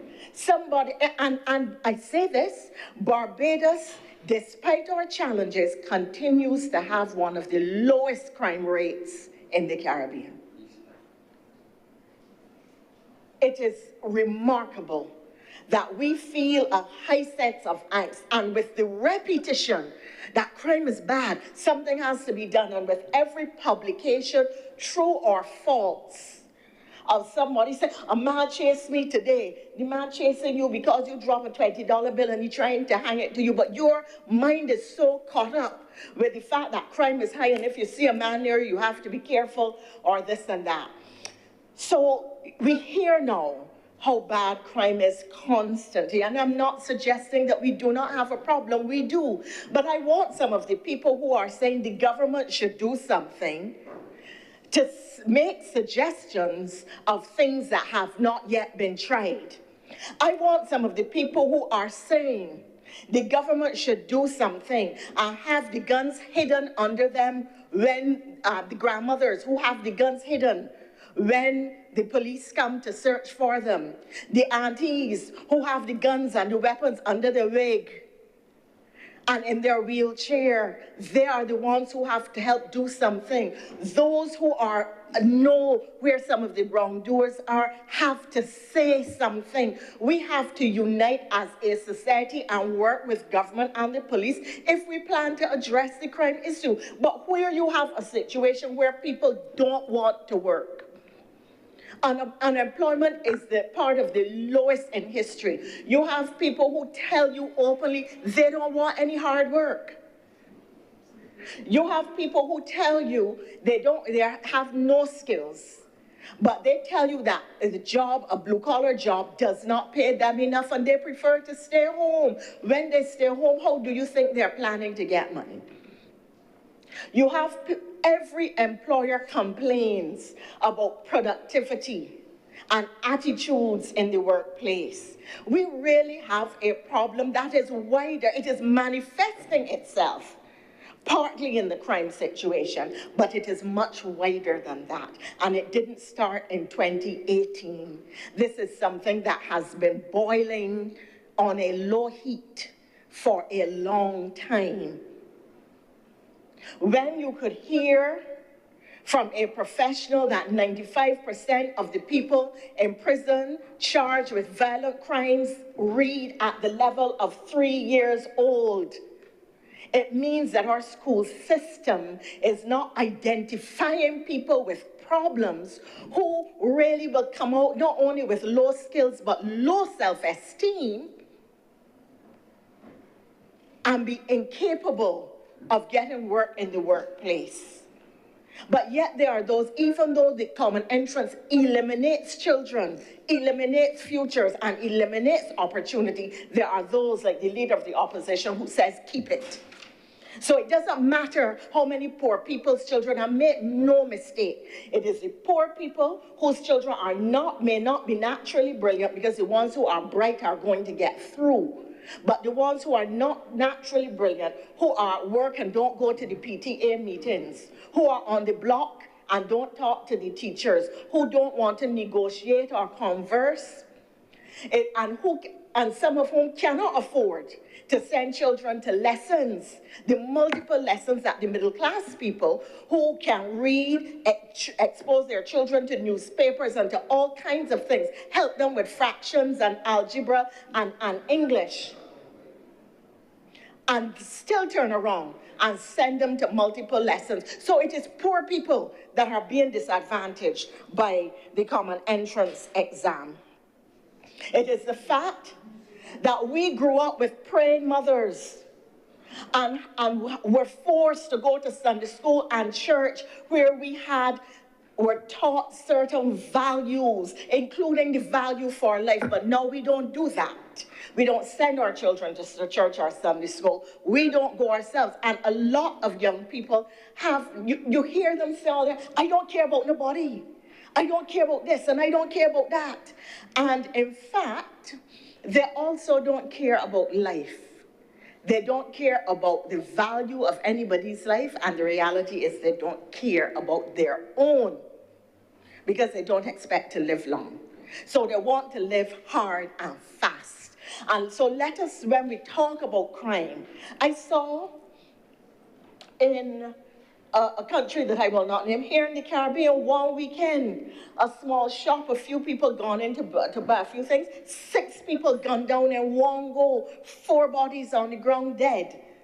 You know, so we have a pandemic in the Caribbean. We have a problem in the Caribbean. And the answer is not getting up and cursing the government, because as my mother used to say, when you sow the wind, you reap the whirlwind. And when you come to government, albeit a long time from now, if the pandemic persists, the same population is going to say, let the government do something. And therefore, the nature of the conversation that we have to have is, what are the social structural problems that need to be addressed? How do we teach conflict resolution skills? How do we get into the communities and deal with the challenges? How do we stop the boy or girl from picking up the gun in the first place? Because when they have it in hand, you can't save them. So the interventions have to come before. I want to turn then to some of the economic issues or the financial issues which were raised.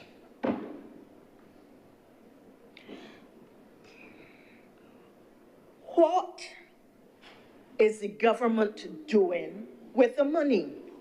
The government is doing roads.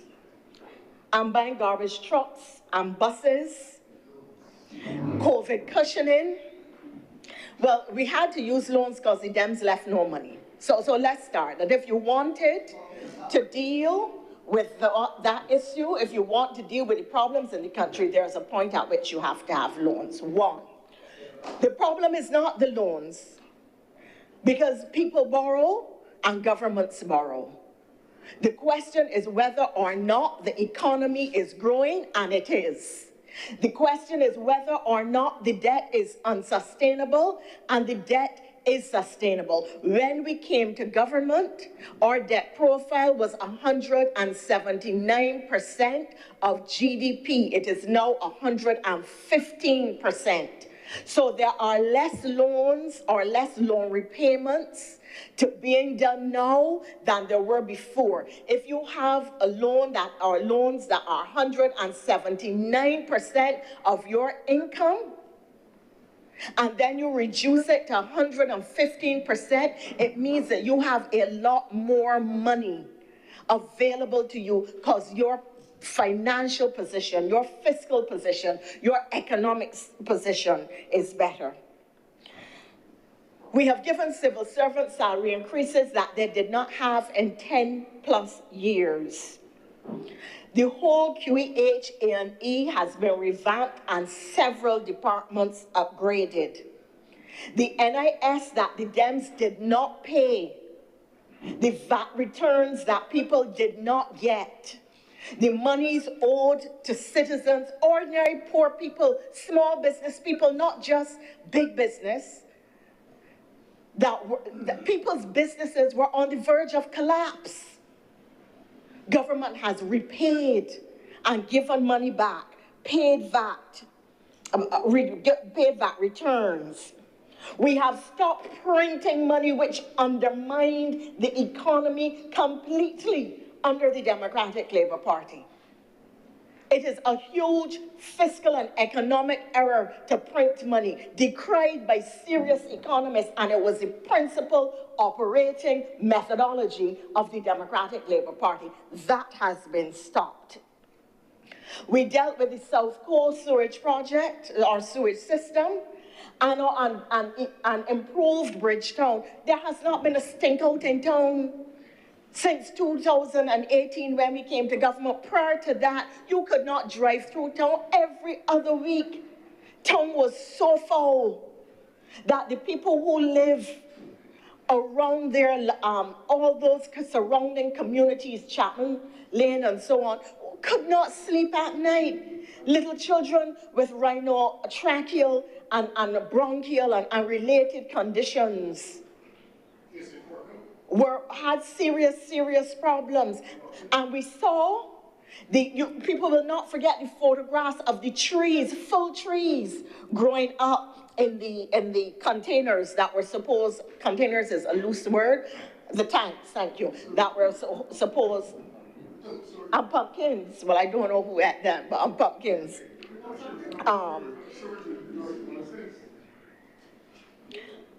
So that we are in a much better, so when you try to suggest that things are bad, the fact that government is able to do all of these things, service and reduce its debt, shows that the economy really is in good shape. I haven't even got to the fact that we had 20+ downgrades of the economy under the Democratic Labour Party, and right now we have been having upgrade after upgrade after upgrade.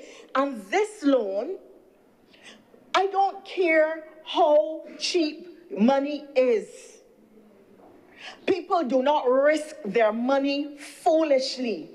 People only risk their money when they expect to get a return. So if the interest is up in the air and people do not feel they are going to get a return on it, they are not going to line up to lend it to you. And this the fact that there were 90 plus international bond investors trying to lend Barbados money speaks to the fact that there has been significant restoration of confidence in the Barbados economy and in the way in which it is being run and managed, including its debt profile.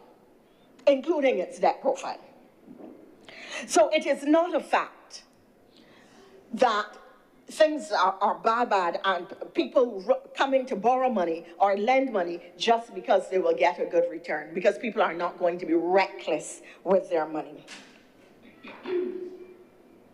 The last government, if they were willing to pay rates as high as the central bank or whatever is the highest building in Barbados, nobody was prepared to lend them money. That is why they looted the NIS. The NIS fund was looted.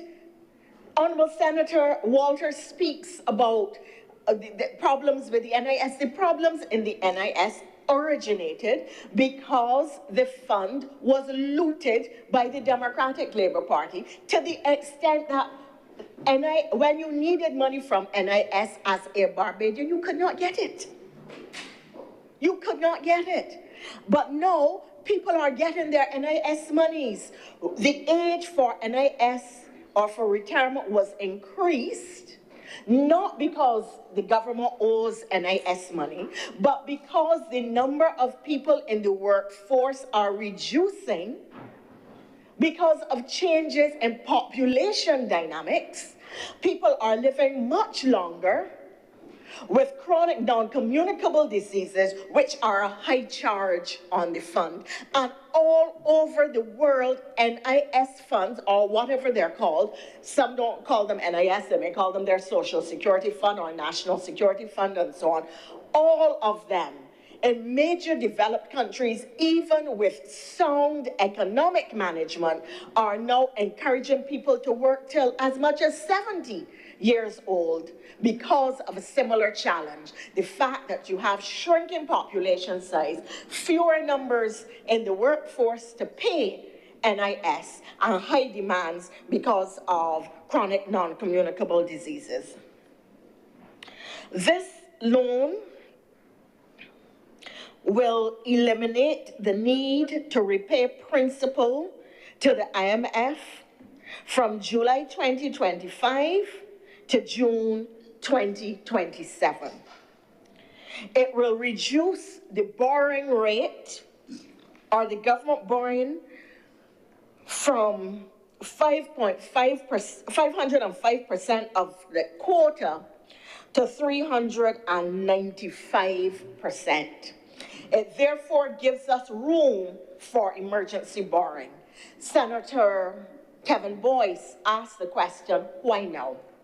The answer to the question, why now, has to do with the fact that there are wars and rumors of wars. There is saber rattling and there are bombs dropping.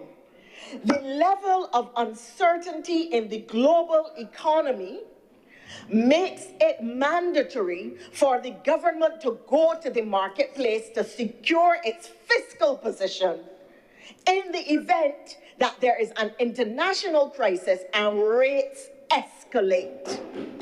That's the simple answer. You do not wait until, if the car wobbling, the wheels wobbling, the engine sputtering, and things are going wrong, you do not wait till the car breaks down in the middle of the rain and say, Lord, have mercy, I never got an umbrella.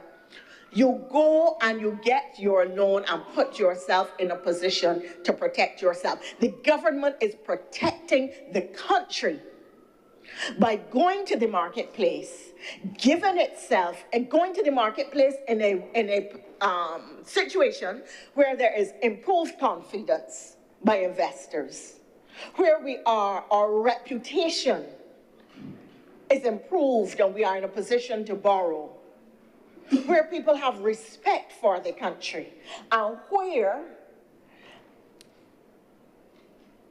the escalation of international crises could so jeopardize your economy or your country that you have to cushion yourself against the economic uncertainty. I cannot answer the legitimate question as to what should be the new standard for your foreign exchange reserves.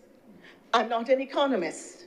But what I do know as a Bajan, as an observer, as a student of life, of politics, I don't call myself a student of economics, but I watch on from the distance.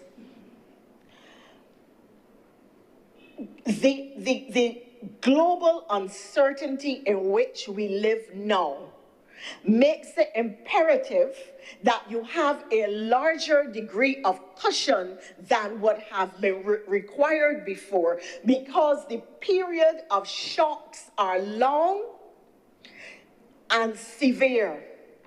And on top of that, these exogenous economic shocks, whether they are catalyzed by war or by trade wars, we are also compounded with environmental shocks. The fact that we are seeing environmental crises of a very serious sort and extreme weather events of the most severe type with far more frequency than we did before. And that is true throughout the Caribbean. And therefore, if you have your eye on your externalities, irrespective of how rapidly the economy is growing, if you have your eye on the international markets, irrespective of how low your unemployment is, if you have your eye on the circumstances which you do not control, you would put yourself in a position to have additional security in the event that the worst comes to the worst. Trinidadians have a wonderful saying, when your neighbor's house on fire, wet your own. And that is what the government is attempting to do. It is looking at the international circumstances and saying, the economy is doing extremely well, unemployment is very low. We are getting upgrades of our economy. The economy is growing. Yes, food prices are high, but food prices are not high in Barbados alone. A cart of eggs in the United States, where they subsidized farming, was like 40 or 50 US. So food prices are high all over the world, and despite all of the measures that this government has put in place to cushion the public, to keep prices as low as they possibly can by engaging with supermarkets, by dealing with matters of freighting, by reducing taxes and costs that would impact the average person, food prices and the cost of living will remain high. But inflation in Barbados is again among some of the lowest in the Caribbean. So that even though we are facing high prices, the reality is that many of our neighbors are facing higher, and we do not, and they do not have things in place like a minimum wage to protect the poor, as we have twice now intervened in the marketplace. And woe on those employers and their financial advisors who cut people's time, to increase profits for big business people at the expense of the small man and poor man whose situation they parrot and trumpet hypocritically. Woe to financiers, to the financial advisors who do that.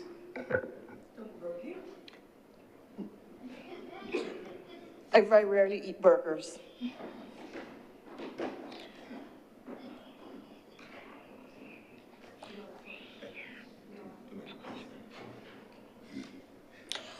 Mr. President, sir. Gas prices, well, I'm not going to touch that because that is my colleague's portfolio and therefore she can better speak to the issue. But again, gas prices in the Caribbean and the Pacific are the highest in the world. I'm going to repeat that. Gas prices in the Caribbean and the Pacific are the highest in the world because we are way outside major centers of production. Our status as small island developing states means that we cannot create economies of scope or scale. The markets are too small to be attractive to suppliers, and then you have to send the product long distances to reach the Pacific Islands and to reach Caribbean Islands. So our gas prices are amongst the highest in the world. I'm sure the minister will speak to the mechanisms that government has put in place to keep gas prices down. And I'm saying this, were it not, and I hope that we are going to have a debate which will allow us to explore these things in detail, were it not for the interventions of this administration in the marketplace, things would be a lot worse. And given our experience with the Democratic Labour Party, were there in government, we would be on the verge of collapse. And the dollar which they had threatened to devalue, which is again very strong, would have gone through the editors, sir. It would have get liquor. It won't have the value, sir. So it is all right for the opposition with ease, with ambition beyond ability, to get up and say, the government must do something. Where's the money going? This is too high and that is too high. Why don't you deal with it? It is easy. But let us now separate rhetoric from reality. Let us now come to the fact where we look at the measures which are being used to manage the country and to manage the economy that are being applauded internationally and by people who are reasonable and not rash, who understand the dynamics that are driving an economy and the externalities that, try as you might, you have over which you really have no control. The point is, what do you control and that you can address? And the government has been doing its utmost, not just to invest heavily in tourism, but to diversify the economy, even to the extent now, sir, of promising to go into pharmaceutical production, which we anticipate will make significant difference to our foreign exchange earnings. Mr. President, I know that my time has expired and I therefore want to express gratitude and end by saying, sir, that when you look at the loan, and market conditions have changed, and that is why the interest rate is higher. But when you do the cost-benefit analysis, and you look ahead at what is on the horizon, the serious social and economic rain clouds which have already started the deluge, the government has taken steps to ensure that we have an economic umbrella which protects our society, sir. And I therefore am happy to give my support to the measure before the chamber. I'm much obliged to you, sir. Thank you very much, Your Honor, Most Honorable Senator Thompson. Senator Cummings, please wrap up. Thank you very much, Mr. President, and I want to thank all of the colleagues who have spoken, and I want to, as is my custom, go through the responses as I am able to give them. But before I do that, I want to acknowledge the presence here in the chamber with us for the benefit of those in particular who are like, as another colleague once said in another place, Lilliputians waiting in tall grass. We have here among us today the chief debt strategy analyst from the Ministry of Finance, who has been here with us and providing guidance on this debate. So I want to get into the substance of my responses at this time, Mr. President. No, Mr. President, I believe that my colleague, Senator Nichols, has aptly dispensed both after the fact and in advance of the submissions from the Democratic Labour Party representatives in this honorable chamber. Senator Walters, who continues, as I believe Senator Thompson said, to have ambitions that exceed his ability, has attempted to mislead this chamber and the public of Barbados. And I believe that the tax rebate may be in the mail for Senator Worrell, based on his contribution. So, Mr. President, let me get into the meat of the matter, because the big book, as was referred to by the leader of the opposition in the other place, is an interesting thing. And it is important that we must learn how to read the big book, and we must know what is in it. Now, Table 8 of the big book shows the balance between domestic and foreign financing. Now, I was happy, on one hand, to hear Senator Worrell make reference to the external financing sources in Table 8. But what troubled me was that he mentioned the Caribbean Development Bank, which is not mentioned in Table 8, but in fact the Caribbean Development Fund.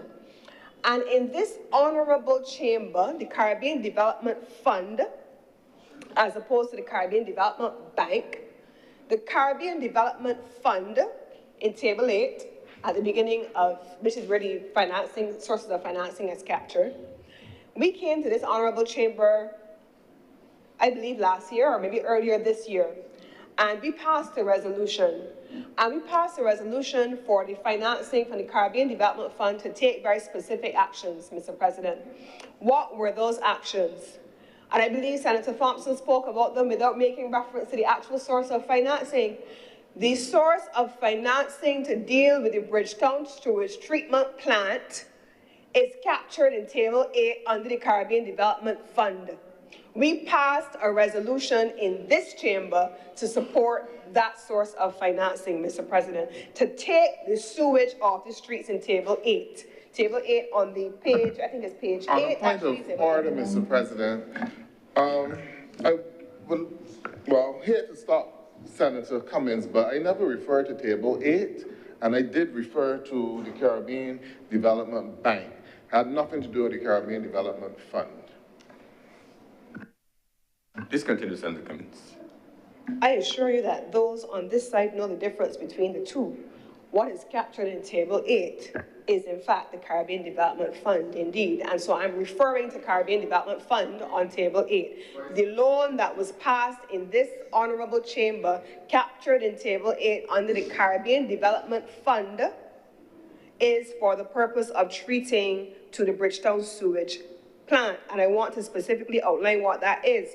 Component 1 involves installing centralized Bridgetown sewage treatment. Mr. President, again, on a point of order. Yeah, what's the point of order? I referred to the Caribbean Development Bank Fund, Barbados First Program, Programmatic Fiscal Stability, Growth and Social Protection Policy-Based Loan, Mr. President. There's a front and a back part to the book. And what page or table was that, Senator Worrell? Mr. President, it's Appendix C. Okay. Right, the Statement of Public Debt as of the 31st of December 2024. Thank you very much. Please press on, Senator Cummings. The honorable senator is too eager because I'm coming to the Caribbean Development Bank in a minute, but I'm speaking first and foremost for the Caribbean Development Fund. It is the source of financing to address the sewage that the Democratic Labour Party left on the streets of this country and the stench to which Senator Thompson just referred.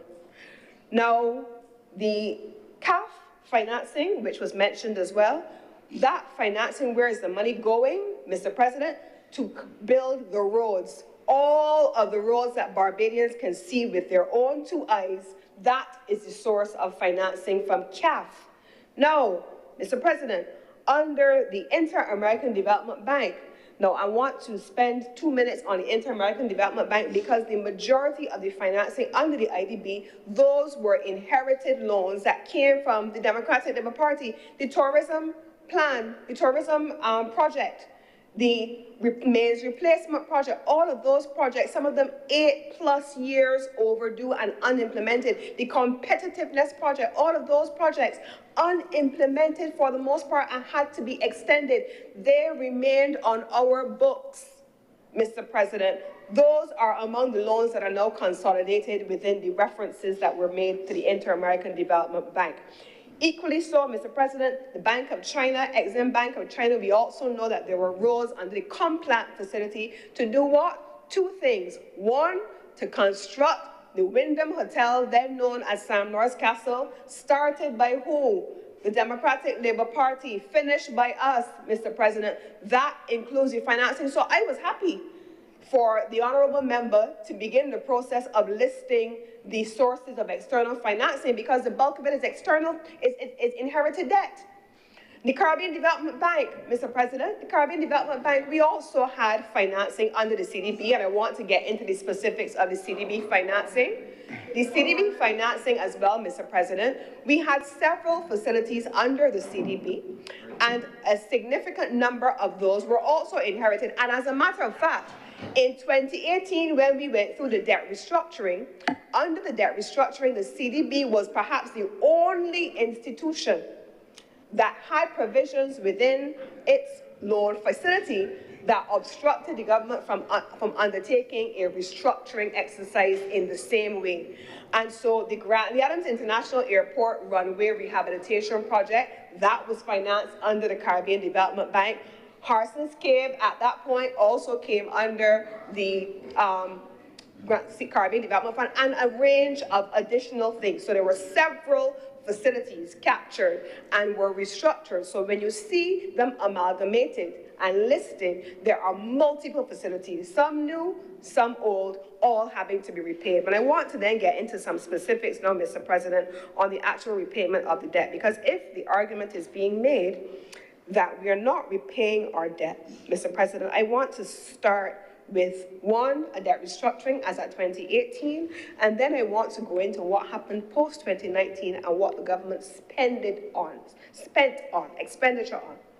$10 million to the Welfare Department to meet the additional cost of grants to individuals. $10 million additional to the Welfare Department. $10 million on top of that to the Household Survival Program, and $10 million to the Adopt a Family Program to provide cash transfers to support vulnerable families as a result of the economic fallout of the pandemic. There was $3.5 million provided to the National Assistance Board to establish community elderly care facilities. $48.8 million for the management of COVID to the Queen Elizabeth Hospital. $10.7 million to the Queen Elizabeth Hospital as well to support current operations. To the Transport Board, because you can see the buses. So when we're talking about expenditure, where the government is spending the money, $23.8 million to the Transport Board. And we have seen buses year on year on year roll out in the country. This country does not need the Democratic Labour Party to look and play Houdini with what we have spent money on. You can see it with your own 2 eyes, Mr. President. $10.0 million during COVID, to provide laptops and tablets to persons who could not afford it to assist with online classes. Now, this was in the fiscal framework, Mr. President, of, let me make sure I get the year right. This is 23, 24, going backwards. So I want to come forward to the 25-26 framework. The 25-26 Ms. framework we talk about what's happening at a sectoral level, whether there's growth or not. Mr. President, long-stay tourist arrivals increased by 17.9% in 2024. This was fueled by a couple of things, including the investment in ICC Men's Cricket World Cup. Key markets, we saw significant growth, including hotel rates increasing with occupancy levels. The construction sector grew by 7.1% in that same year, and there were a number of ongoing public infrastructure projects. Agriculture, despite the pronouncements of two members of this opposition side, experienced growth by 5.4% in 2024, despite some declines in some food crops Mr. as a President, on a result of point weather of order, challenges. Senator Cummings is misleading the chamber by stating the increase in visitor arrivals for 2024. You have to compare it to the decline that you had over the COVID period. Tourism arrivals in this country only reached the pre-COVID level last year. So that cannot count.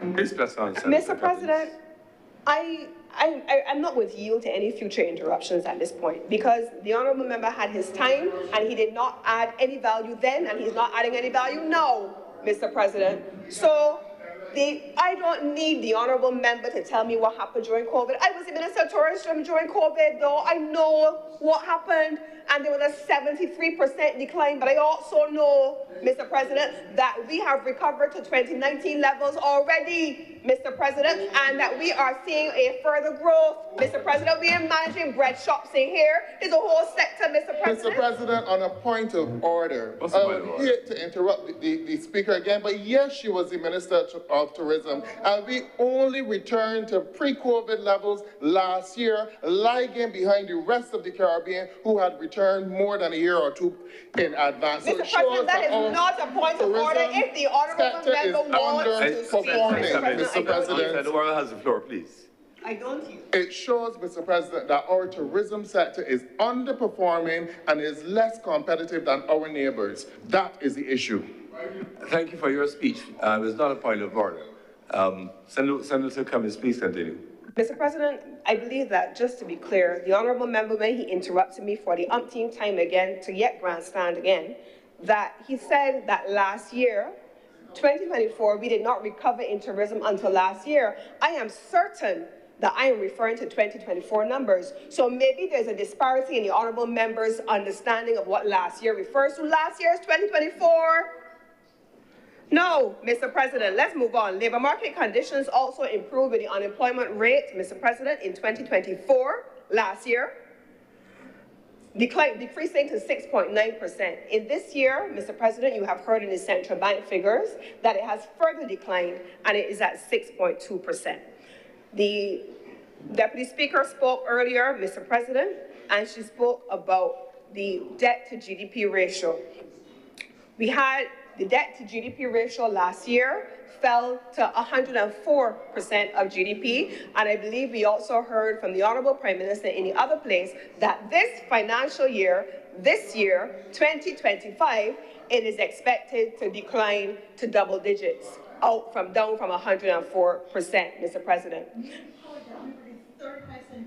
We were the third high, and the Honourable Deputy President is correct. She is reminding me that we were the third highest indebted country in the world, in the weeds with people like Greece and so on that had Europeans to buy them out. And we have now come to 104% of GDP in 2024 with an expected decline in 2025 to dip to double-digit levels. That is economic management, and you can see what this government is doing, Mr. President. And now, I want to come back to some of the additional questions that were raised, and I understand the questions that were raised by Senator Boyce, and I want to respond to them.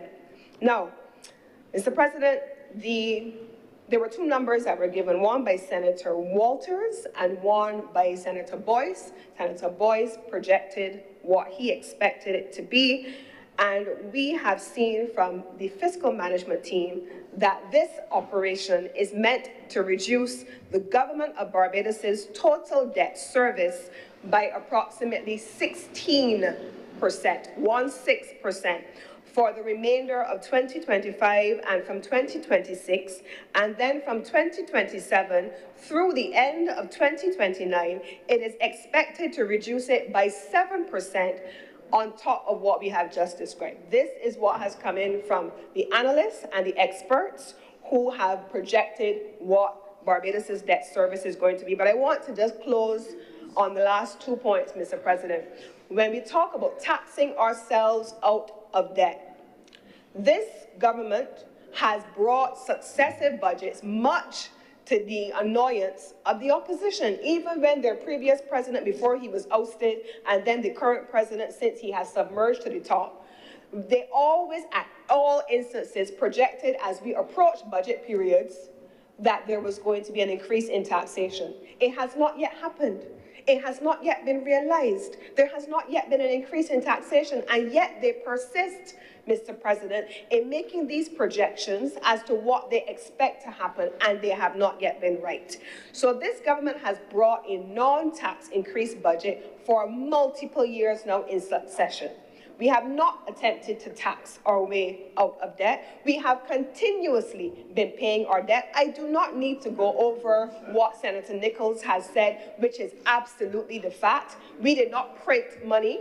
We are not engaging in quantitative easing, as the economists would call it. We are not engaging in raping and pillaging the National Insurance Fund, as was done by others. We're not doing any of that. We are engaging in sound and well-established practices of economic and fiscal management of this country's affairs. The final thing that I want to say is to collide for just a few moments on the important issues of social. I don't think that any government or any representative of any government would stand in this place on any side, independent side, government side, they may do so on the opposition side, and attempt to make light and politicize issues relating to the relationship between crime and social and society and economic management. Mr. President, I must tell you that yesterday morning, when I was reading the newspaper, I don't usually read in great detail the crime, the court pages, but this particular story caught my attention. And it resonated with me, and so when Senator Thompson spoke, it reminded me of it. There was a young man, he was 18 years old, Mr. President, and he, along with a much older man, had gone off on a jaunt. This older person had picked him up this morning from wherever he lived and took him supposedly to go and pick fruit, to work, to have employment, to earn by legitimate means. He decided, and it is reported in the newspaper, and I hope it is correct, he decided that he didn't feel like picking fruit that day, and he decided that he was just going to rob the first person he saw. And he finished the statement by saying, "I is a different breed." That stayed with me, Mr. President, because there is a cadre of person who, as much as you would want to make sure that there are employment opportunities for everybody, they will tell you, like that young man, they are a different breed. They are not looking for employment. There is a cadre of person, and I hope to God that they are in the minority, that it does not matter how many construction gateway projects the government runs. It does not matter how many Barbados Vocational Training Board programs a government runs. It does not matter how many programs the Samuel Jackman Prescott Institute runs. It does not matter how much the government expands the Barbados Community College and puts more programs there. It does not matter how the government reinstates university access for all to have the ability to go to university. It does not matter how many free courses the National Transformation Initiative has. There are some in our society who will stand like this young man and say, "I don't feel like going and engaging in legitimate revenue-earning, income-earning activity. I can just rob the first body I see because I is a different breed." That is a reality that this country has to confront. When we are at a stage now where we are dealing with a cadre of persons who do not want to work, but are looking to take from those who are sacrificing, getting up when the days come, going to school, doing training, doing courses, learning a skill, learning a trade, running a small business, running a shop, going to university, earning, and then they want to take from them because them don't feel like picking fruit. That's a serious indictment, Mr. President, and this is why the government and all right-thinking Barbadians have been calling on Barbados to take an all-of-society approach. an all of Barbados, all of country approach. The economy is one thing. Liability fiscal management is one thing. Those are highbrow conversations that we can have in here, and people can get up and they can grandstand and they can try to score political points and they can misread documents and misrepresent information. But at the end of the day, we still have to deal with that underbelly in this country that doesn't care about any of this stuff, because you know what the facts are, Mr. President? There are many people who will never see this debate in here today. There are many people who will never read a newspaper in which all of these things are being carried. There are many people who will never watch CBC News to see it carried on the news, who will not collide at any point in time with any official or authentic source of information. They will live in the shadows of the society, grasping information from people who know marginally less than they do, and from viral voice notes, Mr. President, which capture fractions of the truth and put it with a healthy dose of indignation and self-righteousness and create angst and more anger and everybody vexed and up in arms, but they're only fractions of facts. And I'm calling on the political parties that want to represent the people of this country to demonstrate a greater level of responsibility than we are seeing now in this country. This is an all-of-government approach. This is an all-of-country approach, and it is not a moment for us to camp out on either side of economy versus society, government versus private, home versus school, community versus household. This is an all-of-country approach, and I'm calling on all right-thinking Barbadians to realize that this has to take all of us putting our hands to the plow and making a commitment to make Barbados better. The government is committed, this government is committed, this Barbados Labour Party government is committed to focusing on ensuring that we have a macro environment that works for all. It works for the economy, it works for the society, it works for social, it works for health, it works for community, it works for everything. But we need people who sit wherever they sit in their respective spheres of influence to come together with a common goal of ensuring that these things trickle down to the lowest common denominator and that Barbados benefits and thrives from all of these interventions that we're making to ensure that Barbados has a fiscal space to spend on social infrastructure, our capital works programs, but also our people. And these are the submissions that I want to make today, Mr. President, and thank all of the colleagues for their submissions, and I beg to move that this resolution now do pass. The question is that this resolution be now agreed to. Will all those honourable senators in favour, please say aye. Aye. Those against, please say no. No. Methinks the ayes have it. This resolution is therefore now passed. Mr. President, I beg to move that the sitting of the Senate is now suspended until 3:45 this afternoon. The question is that this sitting be suspended until 3:45 p.m. today. Will those honourable senators in favour please say aye? Aye. Those against please say no. Methinks the ayes have it. The sitting is therefore adjourned until 3:45 p.m. today.